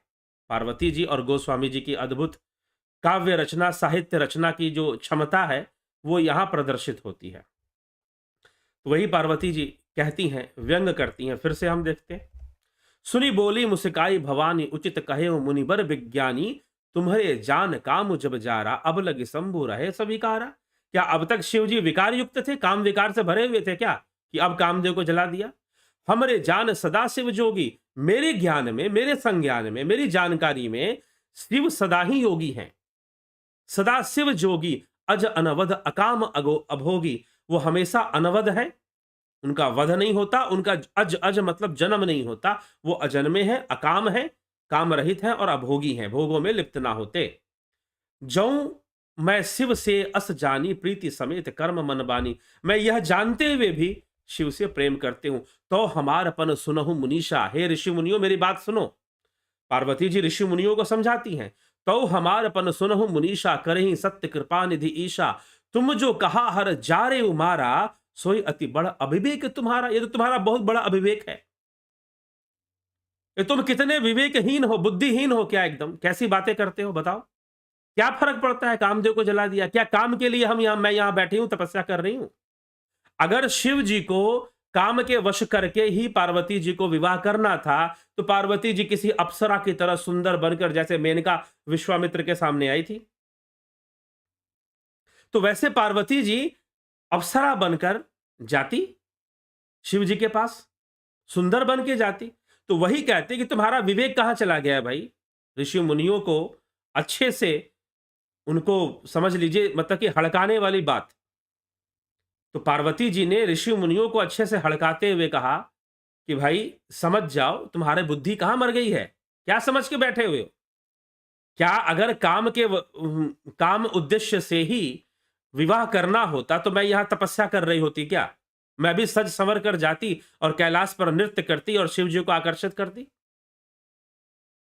लेकिन पार्वती जी यहां ऋषि मुनियों को उत्तर दे रही हैं कि तुम क्या समझ के बैठे हुए हो। ठीक है, तो यह गुण रहस्य यहां पर तुलसीदास जी कहते हैं। तात अनल कर सहज स्वभाव, हिम तेहि निकट जाई नहीं काऊ, गए समीपासो अवसि नसाई, असी मनमत महेश की नाई। हे तात, अग्नि का तो यह स्वभाव है कि पाला उसके समीप कभी जा ही नहीं सकता, और जाने पर वह अवश्य नष्ट हो जाएगा। महादेव और कामदेव के संबंध में भी यही न्याय समझना चाहिए कि कामदेव को शिव के पास जाने की आवश्यकता ही क्या थी। यह तो ऐसे हो गया जैसे अग्नि और बर्फ। अगर बर्फ अग्नि के पास जाएगा तो बर्फ अपना अस्तित्व खो देगा। बस यही घटना घटी है और मुझे इसमें कोई आपत्ति नहीं है, और मेरे अपने अभियान को, मेरी तपस्या या शिव जी से जो मेरा विवाह होना है या जो मैं विवाह करना चाहती हूं, इससे इस घटना पे कोई फर्क नहीं पड़ता। कोई फर्क नहीं पड़ता। आप जाकर निश्चिंत होइए और मुझे इस बात से डराइए मत कि शिव जी ने कामदेव को भस्म कर दिया। ये तो स्वाभाविक है, ये तो ऐसे है जैसे अग्नि और बर्फ। अग्नि के सामने बर्फ को ले जाओगे तो क्या हाल होगा बर्फ का? बर्फ पिघल जाएगा, खत्म हो जाएगा, और वही कामदेव के साथ हुआ है। हिय हर्षे मुनि बचन सुनी, देख प्रति विश्वास, चले भवान ही नाई सिर, गए हिमाचल पास। पार्वती के वचन सुनकर उनका प्रेम तथा विश्वास देकर सारे मुनि हिमाचल राज के पास चले गए उनको बताने के लिए। सब प्रसंग गिरपति ही सुनावा, मदन दहन सुनी अति दुख पावा, बहुरी कहे वो रति कर बरदाना, सुनि हिमवंत बहुत सुख पाना। हिमाचल जी कामदेव का भस्म होना सुनकर बहुत दुखी हुए। क्यों हिमाचल जी दुखी हुए? क्योंकि हिमाचल जी को तो पता है कि भाई विवाह आदमी कामदेव के कारण ही करता है, वही मूल कारण बनते हैं और वही तो दुख का कारण है। फिर भी मुनियों ने रति के वरदान की बात कही कि नहीं, आप चिंता मत कीजिए, कामदेव भस्म नहीं हुए हैं। क्योंकि कामदेव भस्म हो गए तो सबको चिंता है, सृष्टि कैसे बढ़ेगी? ब्रह्मा जी को सबसे पहले चिंता है। ठीक, और कामदेव क्योंकि मैथुनी सृष्टि की रचना करने वाले भी शिव हैं, उन्होंने अर्धनारेश्वर रूप धारण कर मनु शत्रुपा को उत्पन्न करके उनके द्वारा मैथुनी सृष्टि शुरू की थी और फिर मनु शतरूपा की जो पुत्री थी देवी प्रसूति वरिणी, उनका विवाह प्रजापति दक्ष से हुआ और दक्ष के 60 कन्याएं हुई जिनमें सती हुई। और फिर उसके बाद ये लंबी चौड़ी कथा आगे बढ़ती है। हृदय विचारी शंभु प्रभुताई, सादर मुनिवर लिए बुलाई, सुदिन सुदिनी सुनखतु सुघरी सुचाई, बेगी वेद विधि लगन धराई। शिव जी के प्रभाव के मन में विचार कर हिमाचल राज ने श्रेष्ठ मुनियों को आदर पूर्वक बुला लिया। उनके शुभ दिन, शुभ नक्षत्र और शुभ घड़ी शोधवा कर वेद की विधि के अनुसार शीघ्र ही लग्न निश्चय कराकर लिखवा लिया। पत्री बन गई। लग्न पत्रिका सप्त ऋषियों को दे दी। चरण पकड़कर उनकी विनती की। उन्हें जाकर वह लग्न पत्रिका ब्रह्मा जी को दी और जिसको पढ़ते समय उनके हृदय में प्रेम समाता न था। ब्रह्मा जी ने लग्न पढ़कर सबको सुना दिया। सारे देवी देवता खुश हो गए। उसने सुनकर सब मुनि और देवताओं का सारा समाज हर्षित हो गया। आकाश से फूलों की वर्षा होने लगी। विवाह की तैयारी शुरू हो गई। लगे सवारन सकल सुर, बाहन विविध विमान, हो ही सगुन मंगल सुबद, करही अप्सरा गान। अप्सराएं नृत्य करने लगी, गान गाने लगी। विमान सजने लगे, देवता चल पड़े। शिव ही शंभु गण करहि सिंगारा, जटा मुकुट अहि मोरु सवारा, कुंडल कंकण पहिर बयाला, तनु विभूति पट के हरि छाला। शिव जी के गण शिव जी का श्रृंगार करने लगे। जटाओं का मुकुट बना दिया। एक तो गले में वासुकी नाग पहले से थे और सांप लपेट दिए शरीर में, और सांपों को लाया और कोई बाहों में लपेट दिया, कोई बाजू बंद बना दिया, कोई कलाई में लपेट दिया, कानों में कर्ण फूल की जगह भी सांप ही लपेट दिए। अब बेचारे वो करेंगे कैसे? वो भूत प्रेत गण और कामदेव तो ऐसे ही नष्ट हो गए हैं। तो ऐसा सुंदर बनाए जिससे कि किसी को देखकर कामना उत्पन्न हो, दूल्हे को देखकर। ऐसा नहीं, एक तो भयावह उनका रूप था और विकराल बना दिया। जटाओं का मुकुट बना दिया। जटा मुकुट अहि मोरु संवारा, सांपों का मोर सजा दिया। मतलब एक तो वासुकी नाग गले में है और जटा में और सांप बांध दिए जटा को बांधने के लिए। शिव जी ने सांपों के ही कुंडल और कंगन पहन लिए। कुंडल भी पहने तो सांपों के, कंगन भी पहने तो सांपों के। शरीर पर विभूति रमाई और वस्त्र के जगह बागंबर लपेट लिया। अब कामदेव नष्ट हो गए हैं तो यही सब होगा और क्या होगा। अब सोच सकते हैं, जब व्यक्ति के मन में कामनाएं ही खत्म हो जाएंगी तो भला वो सजेगा संवरेगा कौन? फिर तो शमशान सबको प्रिय लगेगा। जब कामदेव नष्ट हो जाए, जिसके मन से कामदेव नष्ट हो जाएंगे, उसको तो शमशान में रहना प्रिय लगेगा। उसको तो पहाड़ों पर्वतों में रहना ही फिर प्रिय लगेगा। और उसको सांप से क्या भय? तो अब सजे और अब शिव जी को सजाया जा रहा है, संवारा जा रहा है, उनका श्रृंगार किया जा रहा है। तो कुंडल में, बाजूबंद में और कर्ण फूल की जगह सांप लटका दिए, बालों में भी सांप भर दिए, भस्म और लगा दिया, बागंबर और पहना दिया। गए शमशान में, एक गण गया भागते हुए शमशान से, गरम गरम राख ले आया और शिव जी के ऊपर डाल दिया और सफेद हो गए। शशि ललाट सुंदर सिर गंगा, नयन तीन उपबीत भुजंगा, गरल कंठ उर नर सिर माला, असिव वेश शिव धाम कृपाला। शिव जी के सुंदर मस्तक पर चंद्रमा, सिर पर गंगा जी, 3 नेत्र, सांपों का जनेऊ, गले में विष और छाती पर नर मुंडों की माला। नर मुंडों की माला शिव जी ने पहन ली। इस प्रकार उनका वेश अशुभ होने पर भी वे कल्याण के धाम और कृपालु हैं। भले उनका वेश आपको बाहरी दृष्टिकोण से, सांसारिक दृष्टिकोण से अशुभ दिख रहा हो, फिर भी वो कल्याणमय ही वेश है। गोस्वामी जी यहां पर लिखते हैं कि शिव जी ने इस प्रकार का वेश धारण कर लिया और विकराल। जी हां, अब बेचारा कामदेव जिंदा होता या अस्तित्व में होता तो शायद गणों के अंदर काम के प्रभाव के कारण कुछ और विचार आता और कुछ अच्छे से सजाते शायद। लेकिन अब तो वैराग्य की ऐसी स्थापना हो चुकी है, कामदेव तो नष्ट हो गया है, सब वैरागी हो चुके हैं, तो सबने शिव जी का जो श्रृंगार किया वैसा ही। जब मन में वैराग्य उत्पन्न होता है तो संत अच्छे लगते हैं, साधु अच्छे लगते हैं, पर्वत अच्छे लगते हैं कि चलो भाई इनमें हम जाके बैठ जाएं, ठीक है, ध्यान लगाए, समाधि लगाएं। और नहीं तो यह जो विकार है यह व्यक्ति के ऊपर छाया रहता है और उसे भ्रमित करता रहता है। प्रकृति इसी प्रकार से आगे बढ़ती रहती है। शशि लाट सुंदर सिर गंगा, ललाट पे सुंदर गंगा जी हैं, 3 नयन हैं और जनेऊ की जगह सर्पों की माला है। कर त्रिशूल अरु डमुर बिराजा, चले बसही चढ़ी बाजही बाजा देखी सिवही सुरत्रिय मुस्काही बर लायक दुल्हिन जग नाही। क्या बात कह दी। एक हाथ में त्रिशूल और दूसरे में डमरू सुशोभित है। शिवजी बैल पर चढ़कर चले, बाजे बज रहे हैं। शिव जी को देखकर देवंगनाएं मुस्कुरा रही हैं और इस वर के योग्य दुल्हन संसार में नहीं मिलेगी, और चुपके चुपके व्यंग कर रही हैं, एक दूसरे के कानाफूसी करके कह रही हैं कि भाई इसके जैसी दुल्हन अब कहां से लाए, ऐसा दूल्हा जो सजा हुआ है। विष्णु बिरंची आदि सुर बराता चढ़ी चढ़ी वाहन चले बराता, सुर समाज सब भांति अनूपा नहीं बरात दूल्हा अनुरूपा। विष्णु और ब्रह्मा आदि देवताओं के समूह अपने अपने वाहनों पर चढ़कर बारात में चलते हैं। देवताओं का समाज सब प्रकार से अनुपम परम सुंदर और सजा और संवरा था, पर दूल्हे के योग्य बारात न थी। अर्थात दूल्हा जैसा सजा था, देवता तो बहुत सज धज के आए थे, दूसरे राजागण बहुत सज धज के आए थे, लेकिन दूल्हा जैसा सजा था, बारात उसके सामने फीकी ही थी, उसके श्रृंगार के सामने। ये तुलसीदास जी इस प्रकार से कुछ व्यंगात्मक चर्चा करते हुए लिखते हैं कि विष्णु कहा अस बहिसी तब बिलो की सकल दिशिराज, बिलग बिलग होई चलहूं सब निज निज सहित समाज।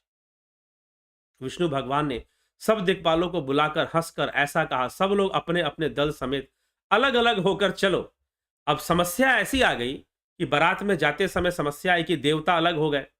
अब भूत प्रेत गण जो थे, जो भूत प्रेत गण थे, वो बेचारे अब देवताओं के साथ मिक्स हो जाते। तो विष्णु जी ने कहा कि भाई ऐसा करो, इनके नाचने का तरीका अलग है, तुम्हारे नाचने का तरीका अलग है, तुम्हारे कपड़े अलग हैं, तुम सजे संवरे अलग ढंग से हो, ये सजे संवरे अलग ढंग से हैं, तो ऐसा करो कि थोड़ा अलग अलग हो जाओ, एक साथ मत चलो। वो भूत प्रेत और रुद्र गणों की जो बारात है उनको अलग ढंग से चलने दो, उनको अपने मन मर्जी से नाचना है, और तुम सुर ताल में थोड़ा सा नाचोगे तो तुम थोड़ा आगे आगे चलो, ताकि हिमाचल नगरी में जब बारात पहुंचे तो इमेज खराब ना हो, छवि अच्छी बनी रहे। अब भाई इमेज, बारातियों की इमेज कैसे बनती, अच्छे कपड़े पहने हो। अब मान लीजिए कोई बाराती जो है बेकार से कपड़े पहनकर चला जाए बारात में, तो लड़की वाले बेचारे उसको बाराती मानेंगे ही नहीं कि भाई ये बाराती है क्या। पता चला उसको मिठाई का पैकेट नहीं मिलेगा, उसको कोई खाना नहीं पूछेगा। एक बार ऐसी कोई बारात मैंने सुना कि जो लड़के के जो चाचा थे वो ऐसे ही चले गए, उनको कोई पूछा नहीं, तो बाद में वो बहुत नाराज हो गए कि भाई हमको कोई पूछा नहीं, तो उनको जाना चाहिए था बाराती की तरह। तो अब वही विष्णु जी यहाँ पे कह रहे हैं कि भाई थोड़ा अलग अलग हो जाओ, क्योंकि तुम अलग संवरे हो, वो अलग संवरे, उनका हिसाब किताब बहुत अलग है। तो इसीलिए कोई बात नहीं, लेकिन चलना तो सबको साथ में ही है।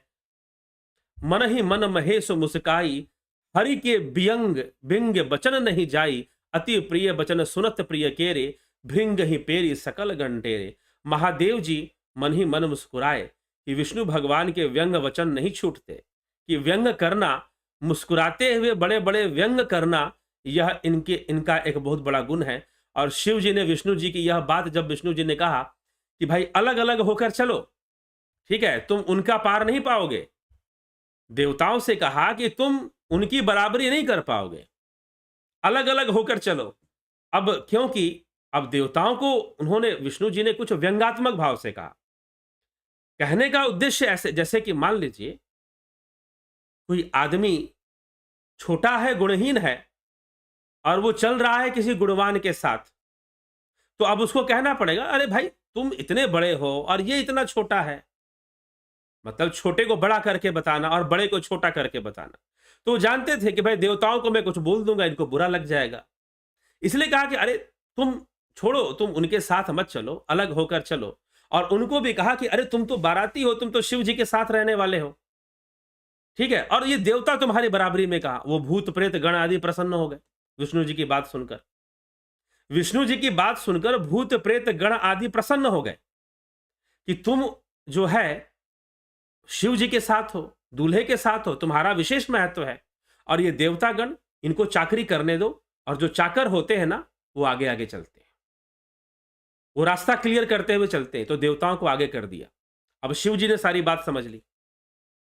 शिव जी समझ गए कि विष्णु जी मेरे ऊपर व्यंग कर रहे हैं, या फिर ये रुद्रगणों की जो सेना है, या जो बाराती है, जो बारात लेकर मेरे साथ जो भूत प्रेत गणों की जो बारात चल रही है, इनके ऊपर ये व्यंग कर रहे हैं कि भाई बारात में जाओ, थोड़ा सज संवर के जाओ, ठीक है, और देवता तो सजे संवरे हैं इसलिए उनको आगे कर दिया, लेकिन भूत प्रेतों को बोला या रुद्र गणों को कहा कि नहीं नहीं, ऐसी बात नहीं है, आप लोग दूल्हे के साथ हैं और ये दूल्हे के साथ नहीं हैं, इनको आगे चलने दीजिए, ये आपके चाकर हैं, कुछ ऐसा समझकर विष्णु जी ने बोला। लेकिन शिव जी ने ये रहस्य सहज ही समझ लिया और जी को देखकर बहुत मुस्कुराए और मुस्कुराते हुए शांत रह गए कि भाई इस लीला को लीला ही रहने दो, ठीक है।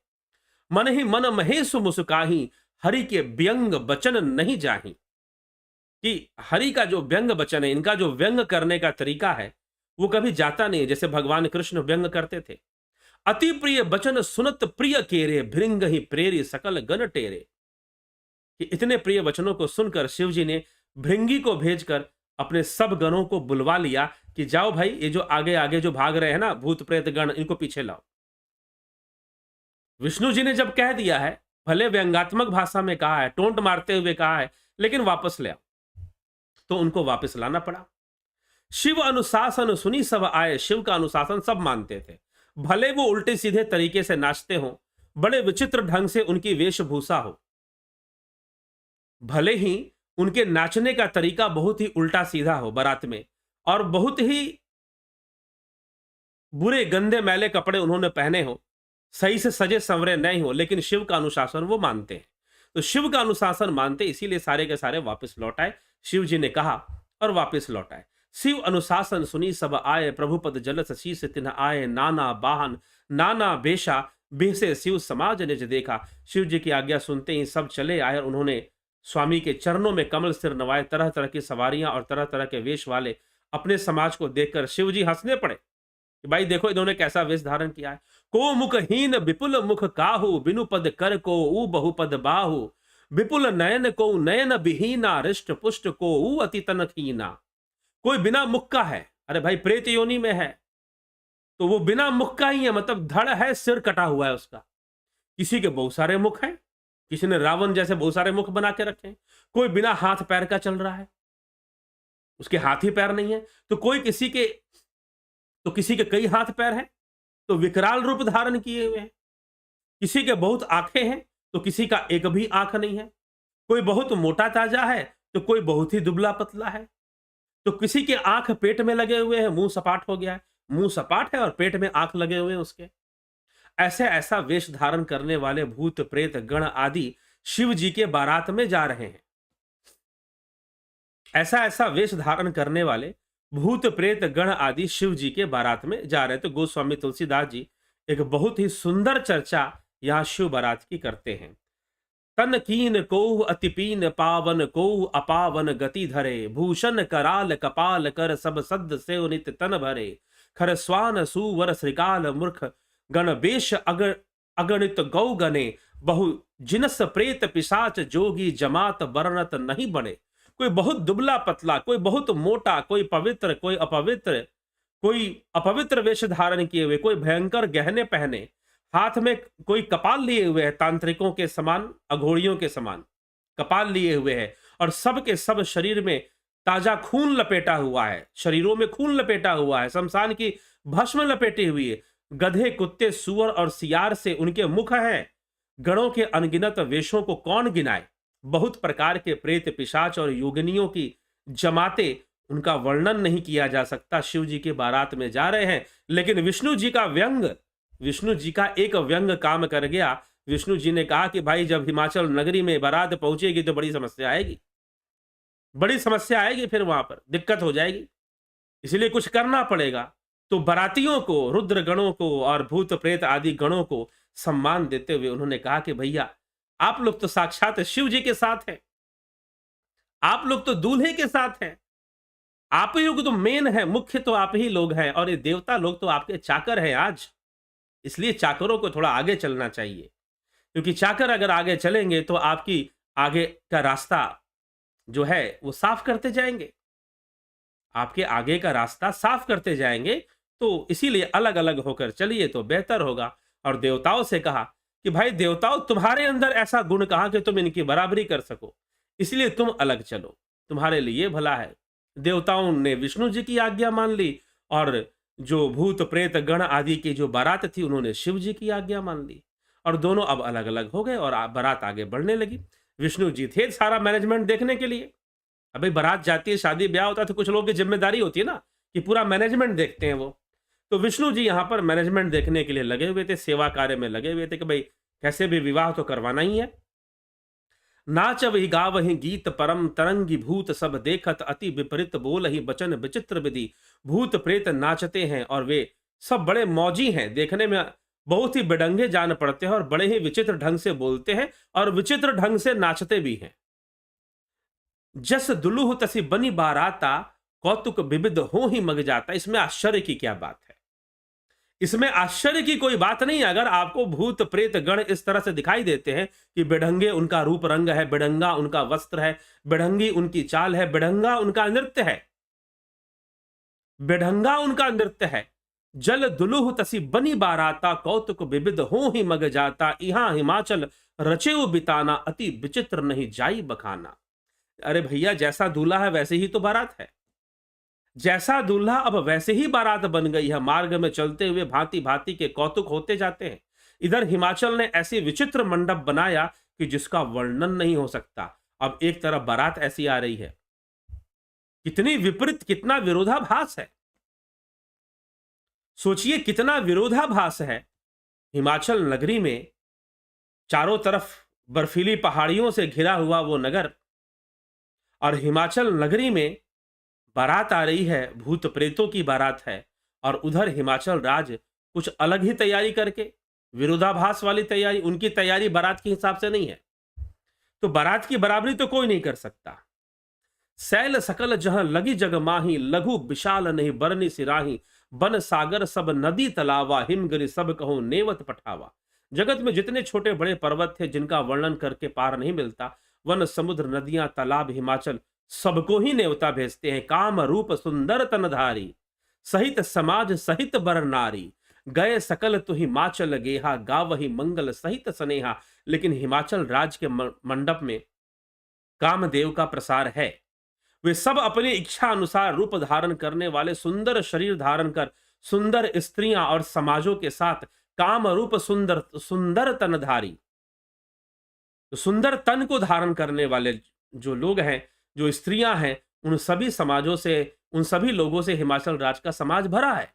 क्योंकि वो राजा हैं और मनुष्य समाज में रहते हैं, तो मनुष्य को सबसे सुंदर तन दिया गया, सबसे आकर्षक तन दिया गया, ऐसी मान्यता है। प्रथम ही गिरी बहु गृह सवारे, जथा जोग तह सब छाए। पुर शोभा अवलोकी सुहाई, लागई लघु बिरंच निपुनाई। और क्षत्रियों में यह मान्यता भी है कि सौंदर्य का बहुत महत्व होता है, यह भी एक बात है। इस कारण से भी जो हिमाचल राज हैं, उन्होंने पूरी जो व्यवस्था है उसी ढंग से कर रखी है। हिमाचल ने पहले ही से बहुत से घर सजवा रखे थे। यथा योग्य उन स्थानों पे सब लोग उतर गए। नगर की सुंदर शोभा देखकर ब्रह्मा की रचना चातुरी भी तुच्छ लगती थी कि इतना सुंदर सजाया था हिमाचल नगरी को, इतना सुंदर मंडप, इतना सुंदर महल, इतना सुंदर पूरा नगर ही सजा हुआ था कि अब ब्रह्मा की रचना भी उसके सामने छोटी लग रही थी। ऐसा हिमाचल राज ने व्यवस्था की थी। लघु लाग विधि की निपुणता, अवलोकी पुर शोभा सही। बन बाग कूप तड़ाग सरिता, सुबग सब सक को कही। मंगल विपुल तोरण पताका, केतु गृह गृह सोहही। बनिता पुरुष सुंदर चतुर, छवि देख मुनि मन मोहही। नगर की शोभा देखकर ब्रह्मा की निपुणता सचमुच तुच्छ लगने लगी। वन बाग कुएं तालाब नदियां सुंदर, चारों तरफ सुंदरता ही सुंदरता हिमाचल नगरी में दिख रही थी। जगदम्बा जहां अवतरी, सो पुरु बरन की जाय। रिद्धि सिद्धि संपत्ति सुख नित नूतन अधिकाई। जहां पर स्वयं जगदम्बा जी ने अवतार लिया हो उसका वर्णन ही क्या हो सकता है। रिद्धि सिद्धि संपत्ति सुख सबसे हिमाचल नगरी भरपूर है। नगर निकट बरात सुनी आई, पुर खर बरु शोभा अधिकाई। करी बनाव सजी बाहन नाना, चले लेन सादर अगवाना। बारात को नगर के निकट सुनकर नगर में हलचल, बल्कि भाई आ रही है बारात, आ पहुंचने वाली है। और अब जो है कुछ घटनाएं घटने वाली। तुलसीदास जी लिखते हैं, हर से सुन सेन निहारी, हर ही देख अति भय सुखारी। शिव समाज जब देखन लागा, बिडरी चले बाहन सब भागे। भाई पहले तो विष्णु जी के देवताओं की सेना आई, देवतागण पहले आए तो सब बड़े प्रसन्न हो गए, अरे वाह क्या बात है, सब बड़े प्रसन्न हो गए, कितने सुंदर देवता जो है, बड़े सुंदर सजे सवरे थे। अब विष्णु जी ने सारी तैयारी ऐसी की थी कि भाई बारात, अगर ये शिव जी की बारात, जो रुद्र गणों की बारात है, जो भूत प्रेत गणों की बारात अगर आगे हो गई तो निश्चय ही विवाह टल जाएगा, होगा नहीं विवाह, युद्ध शुरू हो जाएगा वहीं पर, और हिमाचल राज्य की जो सेना है वो आक्रमण कर देगी, गलत गड़बड़ हो जाएगा। उन्होंने देवताओं को आगे कर दिया था चतुराई से। अब देवता पहले घुस गए, बारात तो घुस गई, बारात घुसनी थी, प्रवेश मिल गया, बारात को मिल गया तो मिल गया। अब जो हिमाचल राज्य के जो अगुवाई करने वाले जो लोग थे, बारात को स्वागत करने के लिए, जो उनके रिश्तेदार, उनके भाई मित्र सब जो आए थे, उन्होंने देवताओं को देखकर बड़े प्रसन्न हो गए। लेकिन अब पीछे जो था, पीछे तो वास्तविकता तो पीछे थी, सारी असलियत तो पीछे थी, तो पीछे जो था अब उसको देखकर सब भयभीत हो गए, डर गए। ठीक, धरि धीरजु तह रहे सयाना, बालक सबले जीव पराने, गए भवन पुछही पितु माते, कहीं बचन भय कंपित गाता। कुछ बड़ी उम्र के कुछ समझदार लोग धीरज धरकर वहां डटे रहे। जो छोटे बच्चे थे वो तो भाग गए वहां से, लड़के तो सब अपने प्राण बचाकर भागे। घर पहुंचने पर माता पिता पूछते, तब वो भय से कांपते हुए शरीर से ऐसा वचन बोले, कही कहा कही काह कही जाई न बाता। क्या बोलते हैं?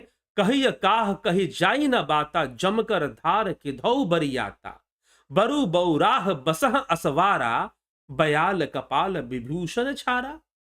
क्या कहूं माता, बच्चों जब डर के मारे, जब बच्चे, अब हिमाचल, अब बच्चे बड़े उत्साहित होते हैं बारात को लेकर, बारात आएगा, मिठाई खाने को मिलेगा, शादी होगी। गांव में आप जाकर माहौल देखिए, बच्चे कितने उत्साहित होते हैं। लेकिन अब करें क्या, बेचारे बच्चे सब भाग गए अपने घर, इतने डर गए, इतने भयभीत हो गए कि सब अपने घर भाग गए। और माता पिता ने पूछा कि बताओ क्या देखा, तो क्या बताते हैं, कही काह कही जाई ना बाता, जमकर धार किधौ बरियाता। क्या कहें, कोई बात कही नहीं जाती, कपकपाते हुए मुंह से भयभीत, आंखों में डर, हृदय की धड़कन बहुत तेज हो गई उनकी। और वो बताते हैं कि यह बारात, यह यमराज की सेना है, माता मत जाना पार्वती के विवाह में, यमराज की सेना आई है, दूल्हा पागल है और बैल पे सवार है। बड़ा बैल पे सवार होकर कोई दूल्हा आता है घोड़ी पर। तो बच्चों ने अपने माता पिता को जो परिचय दिया कि जमकर धार किधौ बरियाता, अरे बरियाती कहां आई है, बरु बौराह बसह असवारा, जो दूल्हा है वो पगला गया है, बैल पे सवार होकर आया है। बयाल कबाल विभूषण छारा, सांप और कंगाल, कंगालों की माला धारण कर रखी है, नरमुंडों की माला धारण कर रखी है, और राख ही उसके गहने हैं। तन छार बयाल कपाल भूषण, नगन जटिल भयंकरा, संगभूत प्रेत पिशाच जोगिनी, बिकट मूख रजनी चरा, जो जियत रही बरात देखत, पुण्य बढ़ते ही कर सही, देखिए सो उमा विबाहु, घर घर बात असी लरिकन कही। अब बच्चों ने जाकर ऐसा आतंक मचाया, ऐसा आतंक मचाया कि पूछिए मत। वो डर के मारे बच्चे अपने घर में गए और घर में जाकर ऐसा आतंक मचाया उन्होंने, ऐसी ऐसी बातें बोलनी और प्रचार। बच्चों से बड़ा प्रचारक कौन हो सकता है? अगर कोई बात फैलानी है किसी गांव के अंदर, तो बच्चों को आप बता दीजिए, देखिए कुछ ही देर में पूरे गांव में फैल जाएगी। ठीक है, शहरों में ऐसा नहीं होता, लेकिन गांवों में यही स्थिति होती है। गांवों के बच्चे ऐसे होते हैं, और अगर गांवों के बच्चों को पता चल गया तो सब फैला ही देंगे। और यहां पर नगर है तो नगरों में भी वैसी स्थिति, नगरों के बच्चे अब डर के मारे घर चले गए और जाकर उन्होंने बातें फैलानी शुरू कर दी। और क्या बात फैलाते हैं जरा सुनिए। तनछार बयाल कपाल भूषण, नगन जटिल भयंकरा, तरछार बयाल कपाल भूषण, नगन जटिल भयंकरा। दूल्हे के शरीर पर राख लगी है, तनछार बयाल कपाल, सांप और कपाल के गहने हैं, वह नंगा जटाधारी और भयंकर है। संगभूत प्रेत पिशाच जोगिनी, बिकट मुख रजनीचरा, उसके साथ भयानक मुख वाले भूत प्रेत पिशाच योगनिया और राक्षस हैं। जो बारात को देखकर जीता बचेगा, सचमुच उसके बहुत बड़े पुण्य होंगे, तभी वो जीवित बचेगा। जो जियत रही बारात देखत, पुण्य बढ़ते ही कर सही। कि जो अगर ऐसी बारात को देखकर जिंदा बच जाए तो समझना कि उसके बहुत बड़े पुण्य है, और वही पार्वती का विवाह दिखेगा। नहीं तो हम सब तो मर जाएंगे, हम देख ही नहीं पाएंगे, मतलब इतना भयानक। लड़कों ने घर घर यही बात कही, देखे ये सो उमा विबाहु, घर घर बात असी लरिकन कही।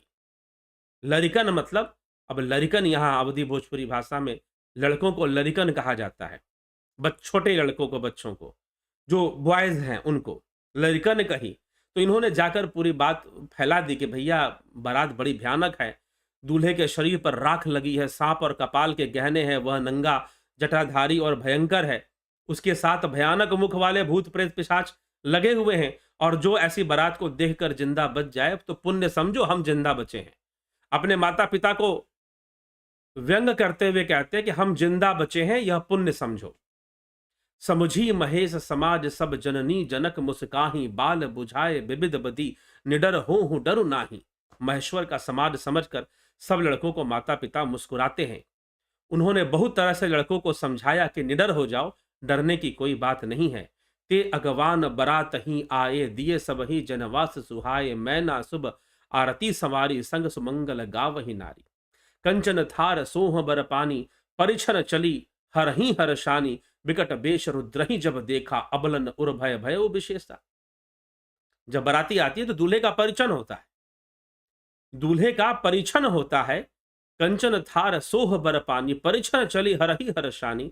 सुंदर हाथों में सोने की थाली लेकर मैना देवी आई कि शिव जी के परिछन करूंगी। और जब महादेव जी को भयानक वेश में देखा तो स्त्रियों के मन में बड़ा भारी भय उत्पन्न हुआ। भाग्य वन बैठी अति त्रासा, गए महेशु जह जहां जनवासा, मैना हृदय भयो दुख भारी, लिन्नी बोल गिरीश कुमारी।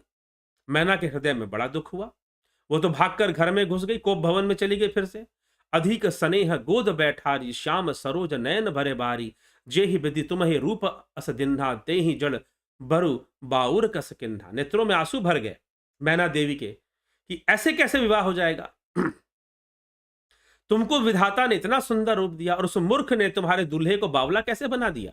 कसकिन्न बरु बौराह, बेदी जे ही तुम ही सुंदरता दई, जो फल चाहिए सुरतरुही, सो बरबस बबुरही ला गई। तुम सहित गिरी तय गिरो, पावक जरो जल निधि महु परो, घरु जाऊ अपजसु हो जग जीवत विवाह ना हूं करो। कि मैं विवाह नहीं करूंगी। मैना देवी अड़ गई कि अब मुझे विवाह नहीं करना है, ये बौराह से कौन विवाह करेगा। कसकिन्न बरु बौराह विधि, बौराह मतलब अवधि भोजपुरी भाषा में बौराह मतलब कि मूर्ख व्यक्ति, जिसको कोई गुण, मतलब कि कोई उसके अंदर गुण नहीं है, उसको नहीं पता कि कैसे जीवन में जीवन जीना है, कैसे कपड़े पहनने, कैसे रहना सहना है, ऐसा बौरा आदमी से कौन शादी करेगा। तो जिस विधाता ने तुमको सुंदरता दी, उसने तुम्हारे लिए वह बावला कैसे बनाया, मतलब बौराहा कैसे बना दिया। जो फल कल्प वृक्ष में लगना चाहिए वह जबरदस्ती बबूल में लग रहा है। जो फल कल्प वृक्ष में लगना चाहिए, मतलब पार्वती का विवाह, मतलब यहां पर अलंकार है, कल्प वृक्ष में लगना चाहिए, वो बबूल में कैसे लगेगा। मैं तुम्हें पहाड़ से गिर पड़ूंगी, लेकर गिर जाऊंगी। मतलब मैना देवी बोलती है कि मैं पर्वत से लेकर गिर जाऊंगी तुम्हें। मैना देवी कहती है कि पहाड़ से लेकर कूद जाऊंगी अपनी पुत्री को, लेकिन इस बौराहे के साथ विवाह नहीं करूंगी, इस बावले के साथ मैं विवाह अपनी पुत्री का कदापि नहीं करूंगी। तो इस प्रकार से मैना देवी फिर कहती हैं, और तब जाकर अब कैसे इस समस्या का समाधान हो। तो कहते हैं कि नारद जी के ऊपर बात बन जाती। नारद जी ने सब कहा था, नारद जी ने सब कहा था। नारद कह मैं कहा बिगाड़ा। अरे भाई, नारद का मैंने क्या बिगाड़ा था। अब नारद के ऊपर सारा दोष आ गया, नारद जी पे सारा दोष आ गया। मैना देवी ने नारद जी पे सारा दोष मर दिया। नारद कर मैं कहा बिगाड़ा, भवन मोर जिन बसत उजारा। मेरा बसता हुआ घर उजाड़ दिया इसने। अस उपदेश उमहि जिन दिन्ना, बैरे बरही लाग तपकिन्ना। मैंने नारद का क्या बिगाड़ा था जिन्होंने मेरा बसता हुआ घर उजाड़ दिया। नारद जी बेचारे ऐसी बदनाम। सबको पता है कि नारद जी ने दक्ष का घर नहीं बसने दिया, चित्रकेतु का घर नहीं बसने दिया, हिरण्यकशिपु को लड़वा दिया, मरवा दिया, सबको पता है। अब नारद जी वैसे ही अपयश, अपकीर्ति उनको प्राप्त थी इस बारे में। घर, हाँ, किसी को साधु सन्यासी बनाना हो, किसी को एकदम मीराबाई की तरह घर से निकालकर घुमाना हो कि चलो भाई तुम संतों के संग में रहो, नाचो गाओ कीर्तन करो, तो नारद जी ठीक है उसके लिए। लेकिन जहां घर बसाने की बात हो तो वहां नारद जी का नाम पहले ही आ जाएगा, भाई ये तो घर उजाड़ने वाले हैं। नारद कर मैं काह बिगाड़ा, मैंने क्या बिगाड़ा था भाई। भवन मोर जिन बसत उजारा, मेरे बसता हुआ भवन को उजाड़ दिया। अस उपदेश उमही जिन दिन ना, बौरे बारही लगी लाग तपु किन्ना। और ऐसा उपदेश पार्वती जी को उन्होंने दिया जिससे कि बावले वर के लिए तप किया। तूने इतना कठोर तप किया इसी को प्राप्त करने के लिए किया था? ऐसे नंग धड़ंग ऐसे व्यक्ति को तूने इतना कठोर तप किया इसीलिए किया था क्या? पार्वती जी भी प्रश्न। साचे हूं उनके मोह न माया, उदासीन धनु धाम न जाया, पर घर घालक लाज न भीरा, बांझ की जन प्रसव कै पीरा। सचमुच उनके न किसी का मोह है, न माया है, न उनका धन है, न घर है, न स्त्री है, वे सब तरह से उदासीन है। इसी से वे दूसरों का घर उजाड़ने वाले हैं। उन्हें ना किसी की लाज है, ना डर है। भला बांझ स्त्री प्रसव की पीड़ा को क्या जानती है? मैना देवी अब तरह तरह के, उनको क्या पता घर क्या होता है, स्त्री क्या होती है, पत्नी क्या होता है, बच्चे, शिव को क्या पता? ऐसा वेश धारण करने वाला, ऐसे लोगों को क्या पता? लेकिन शिव सब जानते हैं। शिव गृहस्थ का पालन करना भी जानते हैं, शिव सन्यास का पालन करना भी जानते हैं। शिव परम सन्यासी हैं तो शिव ही परम गृहस्थ हैं। शिव अगर सन्यास का आदर्श है तो शिव अगर तपस्या का आदर्श है तो शिव गृहस्थ का भी आदर्श है। शिव एक पति का भी आदर्श है। शिव एक आदर्श पति है और पार्वती जी एक आदर्श पत्नी है। ठीक, तो एक गृहस्थी का आदर्श शिव जी के द्वारा स्थापित होता है। ठीक है, तो शिव जी की विशेषता है, लेकिन इस रहस्य को मैना देवी नहीं जानती है और इसलिए वो कह रही हैं, पार्वती जी को बहुत कुछ कह रही हैं। क्या ऐसे पति को प्राप्त करना इतना कठोर तपस्या करके? जननी बिकल बिलो की भवानी, बोली च्युत विवेक मृदुबानी, अस विचार सोच ही मति माता, सो न ठरई जो रचई विधाता। माता को विकल्प देकर पार्वती जी विवेक युक्त कोमल बानी बोली, हे माता, जो विधाता ने रच दिया है वह टलता नहीं है, क्योंकि वो जानती है कि मैं पुत्री हूं और ये मेरी मां है, ये मेरी बात समझेगी नहीं। इसलिए ये मान लेना चाहिए कि मेरे भाग्य में यही लिखा है, विधाता ने ये रचा, इसलिए तुम इस पर सोचो मत और मेरा विवाह करो। करम लिखा जो बाउर ना हो, तो कद दोष लगायु काहो, तुम सन मिटही की विधि के अंका, मातु व्यर्थ जनि लेहु कलंका। जो मेरे भाग्य में बावला ही पति लिखा है तो किसी को क्यों दोष लगाए? हे माता, क्या विधाता के अंक तुमसे मिट सकते हैं? वृथा कलंक का टीका मत लो, यही मेरे भाग्य में लिखा हुआ है। अब यहां पर एक बात समझना चाहिए कि पार्वती जी कोई विशेष अध्यात्म की बातें माता को नहीं समझाती, वो जानती हैं नहीं समझाया जा सकता, इसीलिए साधारण बातें करती हैं कि मेरा भाग्य ही ऐसा है, ऐसा ही मान के चलो और मेरा ब्याह कर दो। जनी लेहु मात कलंक की करुणा, परिहरु अवसर नहीं दुखी सुजु जो। अब बैना देवी के लिए बहुत बड़ा यह विषाद हो गया। मेरे भाग्य में जो दुख सुख लिखा है उसे मैं जहां जाऊंगी वहां पाऊंगी। पार्वती जी समझाने का प्रयास माता को कहती है। तेही अवसर नारद सहित अरु ऋषि सप्त समेत, समाचार सुनी तुहिर नगरी गविन तुरत निकेत। तभी वो जनमासा में गए, नारद जी ऋषियों को साथ लेकर, ब्रह्मा को साथ लेकर। तब नारद सब ही समुझावा, पुरब कथा प्रसंग सुनावा, मैना सत्य सुनहू मन बानी, जगदंबा तब सुता भवानी। तब नारद जी ने पूर्व जन्म की कथा सुनाकर पार्वती जी को समझाया, अजा अनादि और मैना देवी को भी समझाया कि पार्वती का जन्म ही शिव से विवाह करने के लिए हुआ है। अजा अनादि शक्ति अविनाशिनी, सदा शंभु अर्धंग निवासनी, जग संभव पालन लयकारिणी, निज इच्छा लीला वपुधारिणी। यह अजन्मा अनादि और अविनाशी शक्ति है, सदा शिव जी के अर्धांग में रहती है। यह जगत की उत्पत्ति, पालन और संहार करने वाली है और अपनी इच्छा से ही लीला शरीर धारण करती है। पार्वती जी को जानो, समझो। पहले ये दक्ष के घर जन्मी थी, अब तुम्हारे घर में जन्मी है। एक बार इन्होंने शिव जी के साथ पूरी कथा पिछले जन्म की सुना दी कि कैसे सती ने पार्वती के रूप में जन्म लिया। तब नारद के वचन सुनकर कुछ विषाद मिट गया। तब मैना हिमवंत आनंदे, पुनि पुनि पार्वती पद पंदे, बंदे नारी पुरुष शिष्य जुबा सयाने, नगर लोग सब अति हर्षाने। सभी हर्ष करने लगे, सभी खुश हो गए। नगर में मंगल गीत गाए जाने लगे। जिस घर में स्वयं माता भवानी रहती हो वहां की भोजन सामग्री का वर्णन ही किया। भोजन चलने लगा, विष्णु ब्रह्मा और सब जाति के देवता को बुलाने लगे, सब गीत गाने लगे और बारातियों के स्वागत में गालियां भी गाई जाती हैं। पता नहीं हर जगह प्रचलन है कि नहीं है, लेकिन उत्तर प्रदेश बिहार के क्षेत्र में बहुत भयानक प्रचलन है, जहां पर बारातियों के स्वागत में गालियां भी गाई जाती हैं। तो तुलसीदास जी लिखते हैं कि भाई जो वहां की लड़कियां थी, नववधुएं और जो लड़कियां थी, वो बारातियों के स्वागत में गालियां भी गाते हैं। तो इस प्रकार से भोली सकल सुर सादर लिन्ने, सब ही जथाच्युत आसन दिन, बेद बेद विधान संवारी, सुबह सुमंगल गावहि नारी। सिंहासन अति दिव्य सुहाया, जाई न बरनि बिरंच बनावा, बैठ शिव विप्रन सिरुनाय, हृदय सुमिर निज प्रभु प्रभु रघुराई। उस समय नारद जी ने जाकर शिव जी से प्रार्थना की कि प्रभु आप मान जाइए और आप भी सुंदर वेश धारण कीजिए, जहां पर आपने सर्पों के माला धारण किए वहां पर हीरो का हार धारण कीजिए, स्वर्ण का हार धारण कीजिए, और जहां पर आपने भस्म लगाया है चंदन लगा लीजिए। बहुत विनती करने पर शिव जी अपना वेश बदलते हैं, लेकिन वेश बदलते हुए नारद को समझाते हैं कि मैं सर पर अपने तन पे भस्म रमाता हूं। क्यों रमाता हूं? गले में, जहां पर साधारण मनुष्य, जहां पर एक कामी पुरुष, एक लोभी पुरुष, एक लोभी व्यक्ति क्या करता है? स्वर्ण हार पहनेगा, हीरो का हार पहनेगा। मैंने वहां पर सांपों की माला पहनी है। क्यों पहनी है? क्योंकि स्वर्ण का हार और सांप में कोई अंतर नहीं है। मेरे नाग अगर तुम्हें डस लेंगे, तुम एक बार मरोगे, लेकिन माया रूपी नागिन जिसे डस लेगी वो ना जाने कितनी बार मरेगा, कितनी बार जन्म लेगा। पुनरपि जननम पुनरपि मरणम उसका लगा ही रहेगा। अगर माया रूपी नागिन ने डस लिया तो मेरे नाग तो उस माया रूपी नागिन से बहुत अच्छे हैं। स्तन पे भस्म रमा रखी है, तुम सुंदर सुंदर लेप लगाते हो, उपटन लगाते हो, लेकिन भस्म आखिर में इस शरीर का अंत तो भस्म ही है। भस्मांतम शरीरम, भस्मांतम शरीरम, इस शरीर का अंत तो भस्म ही होना है। शिव ने इसीलिए भस्म भी लगा रखा है। शिव का रूप व्यर्थ नहीं है, शिव का रूप बेढंगा नहीं है, जैसा होना चाहिए वैसा ही है।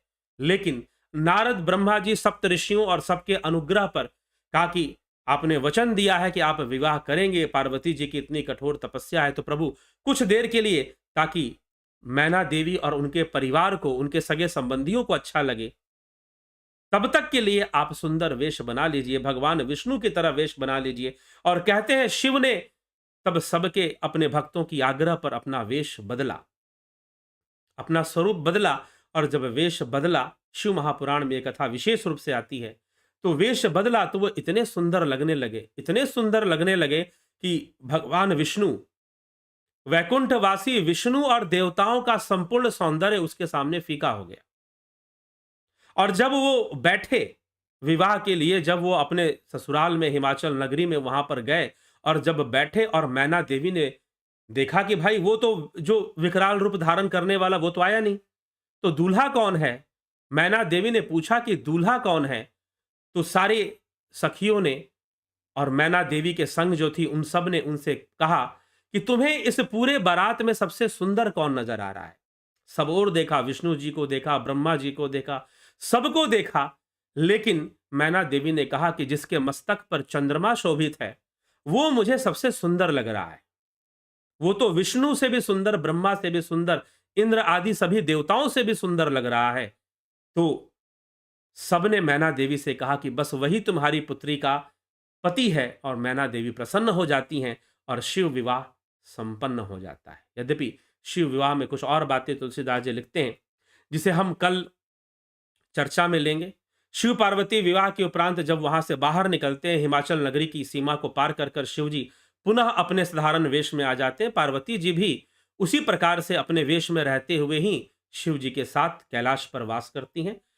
और भी कुछ बातें हैं जो कि गोस्वामी तुलसीदास जी की रचना में आती हैं, वो कल हम श्रवण करते हैं, प्रसंग को आगे बढ़ाएंगे। आज शिवरात्रि का दिन था, इसलिए इस शिव विवाह प्रसंग को पूर्ण करना था, रामचरितमानस के अनुसार पूर्ण करना था, इसलिए दीर्घ समय लेते हुए ये चर्चा को लंबा किया गया और चर्चा लंबी चली। लेकिन आपके कमेंट्स आज नहीं पढ़ेंगे, उन पर आज नहीं जाएंगे, और आपने जो टिप्पणी की है, लेकिन कल से जैसे सामान्य रूप से लाइव चर्चा चलती थी, 45 मिनट 1 घंटा ज़्यादा से ज़्यादा चलती, इससे ज़्यादा तो नहीं चलती, लेकिन आज लंबा खिंचा है, तो कल फिर से जैसे चलती थी वैसे चलेगी। लेकिन शिवरात्रि का विशेष दिन और शिव विवाह प्रसंग की व्याख्या, उस कारण से उसे अपूर्ण छोड़ने का मन नहीं हो रहा था, उचित नहीं लग रहा था, और शायद आपको भी ना लग रहा हो छोड़ने का मन, तो इसी कारण से चलते रहे और आप लोग भी बने रहे, तो चर्चा भी मैंने आगे लंबी कर दी। तो चलिए, बहुत बहुत आभार आप सभी का जुड़े रहने के लिए, बने रहने के लिए। आपको लगता है कि चैनल पर श्रेष्ठ चर्चा होती है तो निश्चय ही शेयर करें, सब्सक्राइब करें और पूरा पूरा लाभ उठाएं। तो बहुत बहुत आभार आप सभी का।